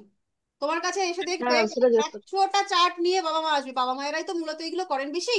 100টা চার্ট তোমার কাছে নিয়ে হুম, আসবে যে আমার ছেলের জন্য মেয়ে বেছে দাও। তুমি বেছে বেছে হুম, বেছে বেছে বেছে বেছে উত্তম ঠিক করে দিলে, বিয়ে করতে করতে ছেলে গিয়ে সেই অধমেই করলো যদি তার সপ্তম হাউস ড্যামেজ থাকে, হবেই। তুমি বিচার করে দিতে পারো যে এই যে দুটো ছেলে মেয়ের চার্ট এসছে, এই চার্ট সাপেক্ষে এদের হুম, বিবাহটা কেমন হবে, এই বিচারটা আমরা করে দিতে পারি। কিন্তু তার ভাগ্যে যে রয়েছে, হুম, তার সে যাকে বিয়ে করবে, তার যদি অধম মিলনের কপাল থাকে, তুমি হাজার বেছে দিলেও ও সেই অধম মেয়েকেই বিয়ে করবে, কিচ্ছু করার নেই। তুমি এটা বিচার করে বলতে পারো যে দুজনে, এই যে দুজনের চার্ট, দুটো ছেলের এবং মেয়ের চার্ট আমরা পেয়েছি, হুম, তাহলে এদের চার্ট, এদের বিয়ে দিলে সেই বিয়েটা কেমন হবে। তো তুমি এটা নির্ধারণ করে হুম, দিতে পারবে না যে এই মেয়েটাকেই বিয়ে করো। তুমি বলে দেবে এই মেয়েটাকে বিয়ে করো, একটা দেখা গেলো খুব 36-এ 33 পাওয়া মেয়েকে তুমি বলে দিলে যে এই মেয়েটি ভালো, একে বিয়ে করুন। হুম। কিন্তু হুম। কিন্তু দেখা গেল যে ওই বিয়ে করার সময় তুমি যাকে রিজেক্ট করে দিয়েছিলে, 14 পেয়েছে, এই মেয়েকে বিয়ে করা যাবে না, ও ছেলে ওই মেয়েকে বিয়ে করে নিয়ে চলে এসছে। পূর্ব নির্ধারিত, কিছু করার নেই, আসতেই হবে তাকে নিয়ে। দশা পিরিয়ড যদি খারাপ যায় আর তখন ম্যাম, কিছুই ঘটে যায়। হ্যাঁ। আর এই ঘটনাগুলো আসলে আমাদের বাচ্চাট কি, বাচ্চাট মানেই তো আমাদের জন্মে কি কি ঘটবে তার একটা প্রিন্ট আউট। যোগ বলবে কি হয়, দশা বলবে কখন হয়। এবার তুমি, তোমার যখন যে ঘটনাটা ঘটার আছে, সেটা তো তুমি ঠেকানোর চেষ্টা করতে পারো, যে কারণে আমরা রেমেডিস গুলো ইউজ করি। আমরা ঘটনাটাকে একটু সীমিত করতে পারি, একটু স্থিত করে দিতে পারি, কিন্তু সেই ঘটনার প্রভাবটাকে সরিয়ে দেওয়ার ক্ষমতা আমাদের নেই। একমাত্র ঈশ্বরের আছে। প্রার্থনাই একমাত্র পারে সেই ঘটনাটাকে থামিয়ে দিতে। জ্যোতিষী পারবে না। জ্যোতিষী পারবে স্থিমিত করে দিতে, সেইটুকুই আমরা করতে পারি। ঘটনা তো ঘটবেই, লরির সঙ্গে ধাক্কা খাওয়ার কথা, সেখানে একটা সাইকেলে গুঁতো খেলো, ঘটনা তো ঘটবেই। মানে পারদে যা আছে হবেই। হুম। একেবারেই তাই। এবার আমরা যেহেতু হ্যাঁ, নিত্যকর্মী করার কথা বলি, আমাদের কিছু কর্ম মানে আমাদের কর্মটাও ভাগ্য, যার জন্য ডান হাতটা বলে কর্ম, কর্মটাও আমাদের ভাগ্য, এই যে, মানে স্পিরিচুয়ালিটি যেটা। হ্যাঁ প্রথম ক্লাসে তনুশ্রী ছিল না, প্রথম ক্লাসে থাকলে তো তনুশ্রীর এইগুলো একদম ক্লিয়ার হয়ে যেত। যারা যারা প্রথম ক্লাসে ছিল তাদের কাছে এই কনসেপ্ট গুলো পুরোই ক্লিয়ার। হ্যাঁ আছে ম্যাম, ওই চারটা আমি নোটটা পেয়েছিলাম, পড়েছি আমি, যেটা যেটা হচ্ছে আমাদের আমাদের যে কি কর্মগুলো হলো। আমরা করি, হ্যাঁ, আজকের কর্ম, এই কর্ম দিয়ে আমাদের যে অনিত্য ভাগ্য বা অদৃঢ় ভাগ্য, সেটা আমরা চেঞ্জ করতে পারি। কিন্তু যেটা পূর্ব নির্ধারিত, সেটা কখনোই পারবো না। মানে কোথায় জন্মেছি, কে হুম আমার বর হবে, হুম আমার হুম সন্তানের হুম। জায়গাটা কি, জীবিকা বাবা কি মা হবে, সব। এগুলো আমার সব পূর্ব নির্ধারিত। কিন্তু আমি আজকে যে কাজটা করছি, আজকে কাজটা সমান আগামীকালের ভবিষ্যৎ। এই কাজ দিয়ে আমি আগামীর ভবিষ্যৎটাকে চেঞ্জ করতে পারি, কিন্তু প্রারব্ধটাকে চেঞ্জ করতে পারবো না। এবার এই কর্মের মধ্যে ঈশ্বর, এই শাস্ত্র কি বলছে, একমাত্র পূজা পাঠ প্রার্থনা, এইটার মাধ্যমে কিন্তু নবহংসকে অ্যাক্টিভ করতে পারলে, ভগবান যদি সন্তুষ্ট হন, তাহলে অনেক আনহনি কিন্তু কেটে গিয়ে হনি হয়ে যায়। অনেক একদম অসম্ভবটাও সম্ভব হয়ে যায়। সেটা একমাত্রই সম্ভব হচ্ছে প্রার্থনা এবং আশীর্বাদ। যদি আমরা কুড়াতে পারি, আমরা যদি ঈশ্বরের কাছে প্রার্থনা করতে পারি এবং অশেষ আশীর্বাদ ধন্য হতে পারি, আমাদের যদি আশীর্বাদ করার মানুষ থাকেন অনেক, তারা সকল সময় চাইছে এই মানুষটার ভালো হোক, ভালো হোক, ভালো হোক, বা কেউ আমাদের জন্য প্রার্থনা করছে মানুষটার ভালো হোক, ভালো হোক, ভালো হোক, মা তাহলে, বাবার কর্মফলও বাচ্চার উপর বর্তায়। এবং ঠাকুর দাদারও। আমার একদম কর্ম যদি খারাপ হয়, আমার যে একদম। নাতি নাতনি হবে, তার 9th হাউস খারাপ হবে। আমার যদি 9th হাউস খারাপ হয়ে থাকে, তার মানে আমার ঠাকুরদার কর্ম খারাপ ছিল। ঠিক আছে। হুম হুম, আচ্ছা, ঠিক। এরপরে আমরা ম্যাম বলছি, আপনি যে বললেন ফিফথ হাউস নিয়ে, যে আপনি যে বললেন যে ফিফথ হাউস ভালো থাকলে সে অ্যাস্ট্রোলজার ভালো হতে পারবে, যদি তার কারোর ফিফথ হাউস ভালো থাকে তাহলে কি সে অ্যাস্ট্রোলজার হতে পারবে না? না না, ব্যাপারটা হচ্ছে, এটা একটা খুব কমন সুন্দর একটা প্রশ্ন। তুমি একটা জিনিস বলো, অ্যাস্ট্রোলজার হতে গেলে কি করতে হয়? খুব অ্যাস্ট্রোলজি সাধারণ পড়তে প্রশ্ন। হয়, শিখতে হয়। তোমাকে পড়তে হবে মানে বুদ্ধির অ্যাপ্লাই করতে হবে, তাই তো। হ্যাঁ, হ্যাঁ, আমরা হ্যাঁ পূর্বপুণ্য ম্যাম। পাবো দেখি ওই ঘর থেকে। এবার একজন মানুষ, আমাদের একজন অ্যাস্ট্রোলজার হতে গেলে কি করতে হয়, একটা মানুষ আমার সামনে আসবে, ভীষণ দুঃখ যন্ত্রণার সঙ্গে সে এলো, তাকে হিল করার ক্ষমতা আমার মধ্যে থাকতে হবে, রাইট? এবং সে কি বলতে হুম, হুম, চাইছে, সেটা বুঝে আমাকে কথা বলতে হবে। অর্থাৎ আমার মধ্যে বুদ্ধির পণ্ডিতা, সেই কোন সময় কোন কথাটা বলা উচিত, কোন সময় তাকে আমি কি গাইড করব, এগুলো এগুলো যদি আমি না বুঝতে পারি, আমার মধ্যে নিজেরই যদি বুদ্ধির খামতি থাকে, তাহলে কি আমি আর একটা মানুষের সঠিক পথ দেখাতে পারবো? না। পারবো না। মানে যে হুম। পারবো না বলতে কি, কিভাবে পারবো? যার ফিফথ হাউস অনেক ভালো তার তুলনায় খারাপ পারবো। এবার আমার দেখা গেলো হ্যাঁ অষ্টম ম্যাম। হাউস অনেক অ্যাক্টিভ, অষ্টম হাউস থেকে আমরা জ্যোতিষ দেখি, তাহলে অষ্টম হাউস আমাকে টেনে দিল। হুম। কিন্তু বুদ্ধিদীপ্তটা আচ্ছা। না, ফিফথ হাউস ভালো না থাকলে থাকলে আর কি, ফিফথ এবং তিনটে জিনিস জানবে চার্টের মধ্যে, একটা হচ্ছে তোমার লগ্ন, একটা তোমার ফিফথ, এবং একটা হচ্ছে তোমার নাইন্থ। অর্থাৎ লগ্ন অর্থাৎ তুমি নিজে, ফিফথ হচ্ছে তোমার বুদ্ধি, তোমার ইন্টেলিজেন্স পাওয়ার, আর নাইন্থ হচ্ছে তোমার ভাগ্য। এই তিনটে জায়গা যদি ড্যামেজ থাকে, তাহলে তুমি এই তিনটে জায়গা যার স্ট্রং আছে তার তুলনায় অনেক পিছিয়ে গেলে। তোমার শরীর হুম স্বাস্থ্য হুম হুম। ভালো, তোমার অনেক বুদ্ধি, কিন্তু তুমি হাঁটতেই পারছো না, এত শরীর খারাপ। আজকে একটা কনফারেন্সে তোমার ধরো একটা স্পিচ দেওয়ার কথা আছে, তুমি দারুণ তৈরি করেছো, তনুশ্রীকেও হারিয়ে দেবে, তোমার এইরকম লেভেলের কনফিডেন্স ছিল, অথচ তোমার এই শরীর খারাপ হয়ে গেল, তুমি যেতে পারবে? তাই মাটি হয়ে গেল। না ম্যাম। একদম। হ্যাঁ হ্যাঁ। এবার তোমার ধরো খুব একবারে গায়ের জোর, মেরে মুখ ফাটিয়ে দিতে পারি, কিন্তু বুদ্ধি নবডঙ্কা, তাহলে কাজের কাজ হবে কিছু? বুদ্ধির জায়গায় তুমি ফেল। আর তোমার বুদ্ধিও আছে, তোমার শরীরের জোরও আছে, কিন্তু ভাগ্য ড্যামেজ, তুমি যাই করো না কেন শেষ মুহূর্তে গিয়ে তোমার সব ভাগ্য থাকবে ম্যাম। তাহলে এই ম্যাডাম তিনটে ভাগ্যস্থানে কেতু। ভাগ্যস্থানে কেতু থাকলে বাবা তো সম্পত্তি, বাবার থেকে ডিস্টেন্স, এইগুলো দেখতে পাওয়া যায়। তো যাই হোক, ওটা ভাগ্যস্থানে কেতু হলোই মানে আমার ভাগ্য ভাগ খারাপ হয়ে গেল তা না, নবংশ দেখতে হবে, ওদের ডিগ্রি দেখতে হবে। ম্যাম, কেতুর একটা কয়েকটা ইয়েতে দেখছিলাম, গ্রুপে দেখছিলাম, ওরা বলছে যে কেতু এই এই স্থানে সপ্তমে থাকলে, দ্বাদশে থাকলে, কেতু থাকলে জ্যোতিষ অবশ্যই ভালো হয়। একদম। কোন দেখো, কোন স্থান একটু বলে। কেতু হচ্ছে, জানবে হচ্ছে বিচ্ছেদের কারণ, রাইট, আমরা পড়েছি। কিন্তু কেতু কি করে? কেতু তো তোমাকে কেটে দেয়। সবটা কর্মের তো একটা কর্মফল হয়, একটা উদ্দেশ্য নিয়ে কিছু করে। একটা গ্রহ যখন তোমার সঙ্গে কিছু করছে, তার একটা প্রি প্ল্যান রয়েছে। গ্রহটা ওই হাউসটাতে বসেছে কেন? তোমার কর্ম অনুযায়ী তো বসেছে। এবং বসার সঙ্গে সঙ্গে একটা চাবিকাঠিও দিয়ে দিয়েছে ঈশ্বর, যে এই ব্যক্তি, কারো ধরো ফিফথ হাউসে কেতু বসে আছে, তাহলে প্রেম করলে প্রেম কেটে যাবে এবং যন্ত্রণা সে পাবে, এটা লেখা। তাহলে সেইখান থেকে সেই ঈশ্বর বলেছে তুমি এখানে প্রেম করলে কিন্তু বাবা দুঃখ ছাকা তুমি খাবে, কিচ্ছু করার নেই। তাহলে আর কি করতে পারো? এই ফিফথ হাউস এবং কেতুটাকে কাজে লাগিয়ে আমরা আর কি করতে পারি?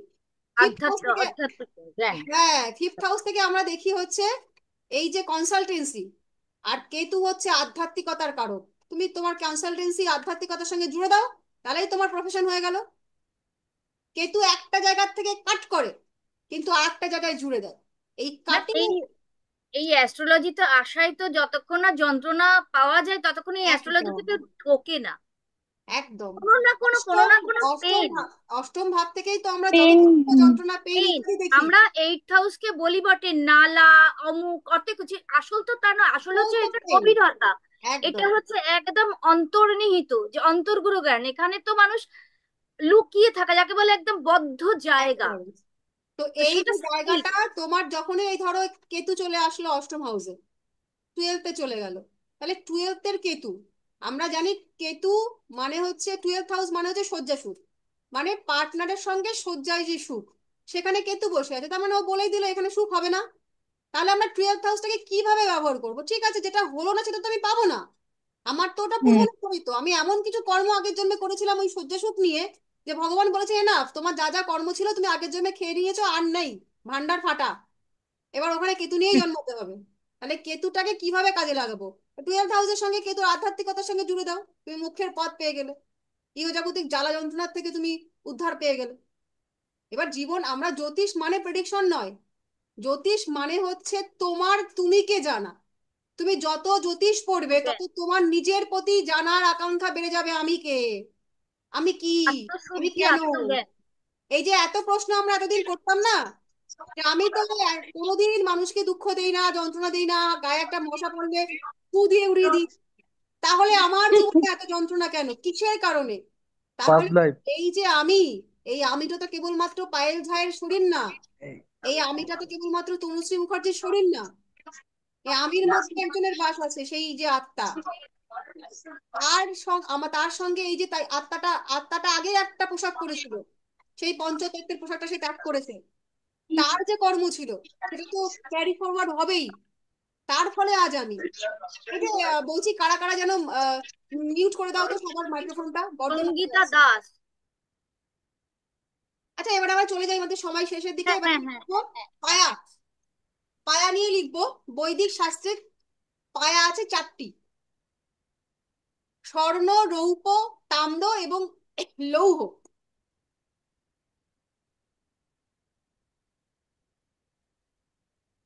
কিন্তু এই 4টির মধ্যে 4টি পায়া, পায়া অর্থ হচ্ছে পা বা ধাপ, লাইফে যে স্টেপ হয়, এই পায়া মানুষের জীবনের উন্নতি, তারপরে যে কোনো রকম সাকসেস, বাধা ইত্যাদিকে ইন্ডিকেট করে। এই যে 4টি পায়া, 4টি পায়ার মধ্যে স্বর্ণ, রৌপ্য, তাম্র এবং লোহা শুনে মনে হচ্ছে যেন সব থেকে ভালো স্বর্ণ হওয়া উচিত, কিন্তু বিষয়টা তা নয়। সব থেকে ভালো আমরা এখানে ধরবো, 1 নম্বর দেবো হচ্ছে রূপকে, রূপকে। 2 নম্বর দেবো হচ্ছে তামাকে। 3 নম্বর দেবো সোনাকে। আর 4 নম্বর দেবো হচ্ছে রূপকে, এই লোহাকে।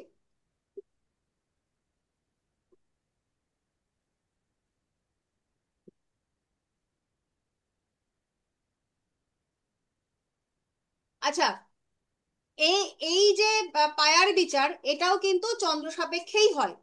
এবার কখন কখন হয় সেটা লিখে নাও, যে যখন জন্ম চার্টের চন্দ্র 1, 6, 11 ভাবে থাকে, এটা কিন্তু লগ্ন সাপেক্ষে, কালপুরুষ সাপেক্ষে নয়।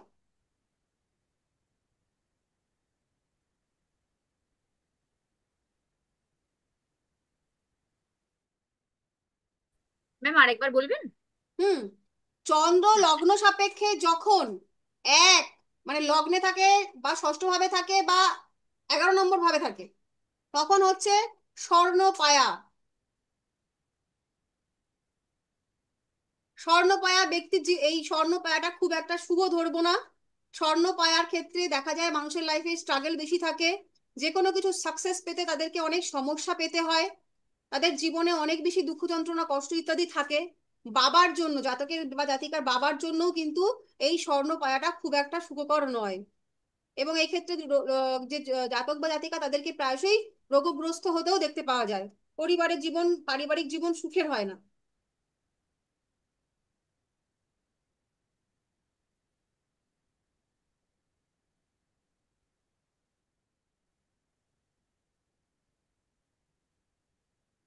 এটা গেল স্বর্ণ। স্বর্ণর পরে চলে আসি আমরা, আচ্ছা, স্বর্ণের কারক গ্রহ হচ্ছে রবি। স্বর্ণ পায়ার কারক গ্রহ হচ্ছে রবি।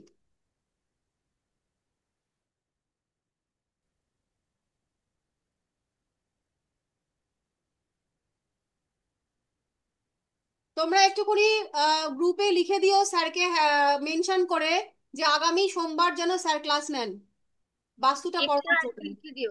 একটা একটু লিখে দিও। একটাকে দেখতে পাচ্ছি না। হ্যাঁ, লিখে দিব আমি। একটু লিখে দিও বাবু। হুম। ঠিক আছে। আচ্ছা, এরপরে হচ্ছে স্বর্ণর পরে চলে যাব আমরা রৌপ্য। রৌপ্যকে ধরা হয় শুভ। রৌপ্যর কারক গ্রহ হচ্ছে চন্দ্র। যখন 2, 5, 9 এই ভাবগুলোতে চন্দ্র থাকে, তখন রৌপ্য পায়া হয়। এই পায়া প্রাপ্ত মানুষদের, জাতক জাতিকার জীবন সাকসেসফুল হয়। এরা মোটামুটি ভাবে জীবনে সৌভাগ্যবান এদের বলা যেতে পারে। ধনসম্পত্তি পায়, জীবনে সফলতার রেট বেশি, এবং পারিবারিক দাম্পত্য জীবনও বেশ সুখের। ধার্মিক হয়, মান সম্মান যশ প্রাপ্তি হয়।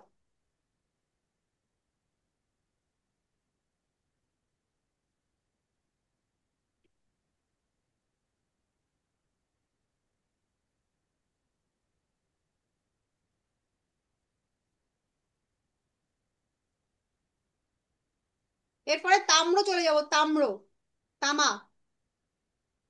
তামার কারক গ্রহ হচ্ছে মঙ্গল।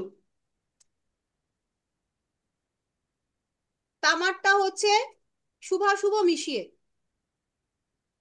তবে এটা নেতিবাচক না, এটা সেকেন্ড ভালো। এদের জীবনেও সফলতা দেখতে পাওয়া যায়, এদের জীবনেও সৌভাগ্যের অধিকারী এরা হয়। অর্থের অভাব এদের কখনো হয় না। পরিবারের সঙ্গে এদের বন্ডিংটা খুব ভালো থাকে, বা পরিবারের উপর এদের বেশ আস্থা থাকে। এরা বেশ ক্রিয়েটিভ হয়। বাবার জন্য, জাতকের বাবার জন্য এটা খুব শুভ ফলদায়ক আর কি।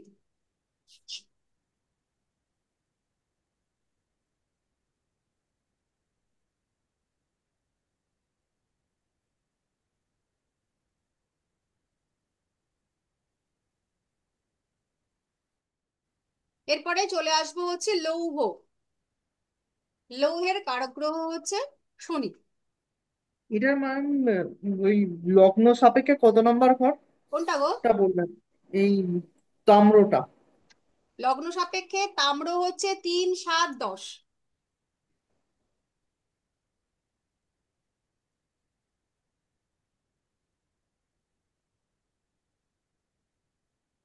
এবার লৌহ লেখো। লৌহ হচ্ছে, লৌহের কারক গ্রহ হচ্ছে শনিদেব, এবং 4, 8, 12 ভাবে যদি থাকে তাহলে ব্যক্তি লৌহ পায়া পায়। এই ধরনের মানুষদের জাতক জাতি, এইটা কিন্তু শুভ নয়, এই পায়াটা শুভ নয়। এই ধরনের মানুষের জীবনযাপন ভীষণ স্ট্রাগলের হয়, এই ভাবটা শুভ ধরা হয় না। পারিবারিক সুখ শান্তি দেখতে পাওয়া যায় না। শিক্ষার ক্ষেত্রে বাধা আসে, জীবনে লড়াই সংগ্রাম লেগেই থাকে, অর্থের অভাব থাকে, যে কোনো কিছু প্রাপ্তিতে বাধা আসে।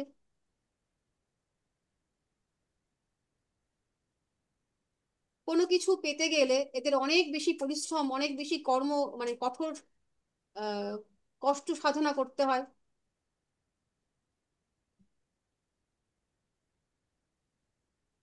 এবং এই পায়াটি তাদের জাতিকার পিতা মাতার জন্য অশুভ।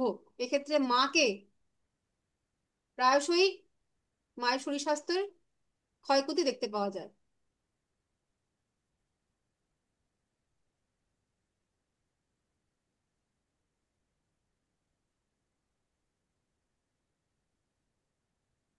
হয়েছে? ব্যাস, তাহলে আমাদের অবখারাক শেষ, এবং আমাদের প্রথম সেমিস্টারের সিলেবাস আজকের দিনে এই পর্যন্ত শেষ হয়ে গেল।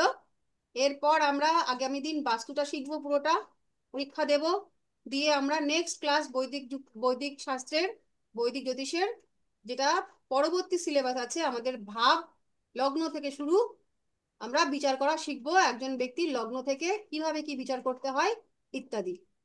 এই ম্যাম পর্যন্ত নারী, ম্যাম যোগটা, ম্যাম যোগ হলো না যে? যোগটা তো করা হয়নি পঞ্চাঙ্গের। ও, যোগ এখন নয়, যোগ হচ্ছে হাউস শেষ হয়ে যাবে তারপরে। ম্যাম নারী যেটা বলেছিলেন ওটা গণের পর। ও, নারীটা শিখবো, নারীটা হচ্ছে যখন আমরা অষ্টকূট বিচারটা করব তখন। আচ্ছা আচ্ছা। হুম। ম্যাম একটা কথা বলবো, একটা রিকোয়েস্ট ছিল আপনার কাছে, না আমার তরফ থেকে। বলছি কি, স্যার তো যখন ক্লাসগুলো নেন আমাদের সবাইকে একসঙ্গে করে নেন, আমাদের মানে আলাদা কোনো ক্লাস একবারও আমরা পাইনি স্যারের। তো সেক্ষেত্রে সবাই ওখানে কথা বলে আর কি, ওনারা অনেক বেশি জানেন আমাদের থেকে, অনেক আগেকার ব্যাচ। তো সেক্ষেত্রে স্যার বাস্তুটা করাচ্ছেন করান, আপনি যদি একবার বাস্তুটা আরেকবার মানে আপনার তরফ থেকে যদি একটা ক্লাস নেন তো ভালো হয়। বেশ, চেষ্টা করব। ঠিক আছে, কোনো ঠিক আছে। অসুবিধা নেই। মানডে ম্যামই নিন না, নেক্সট মানডে ম্যাম নেবেন।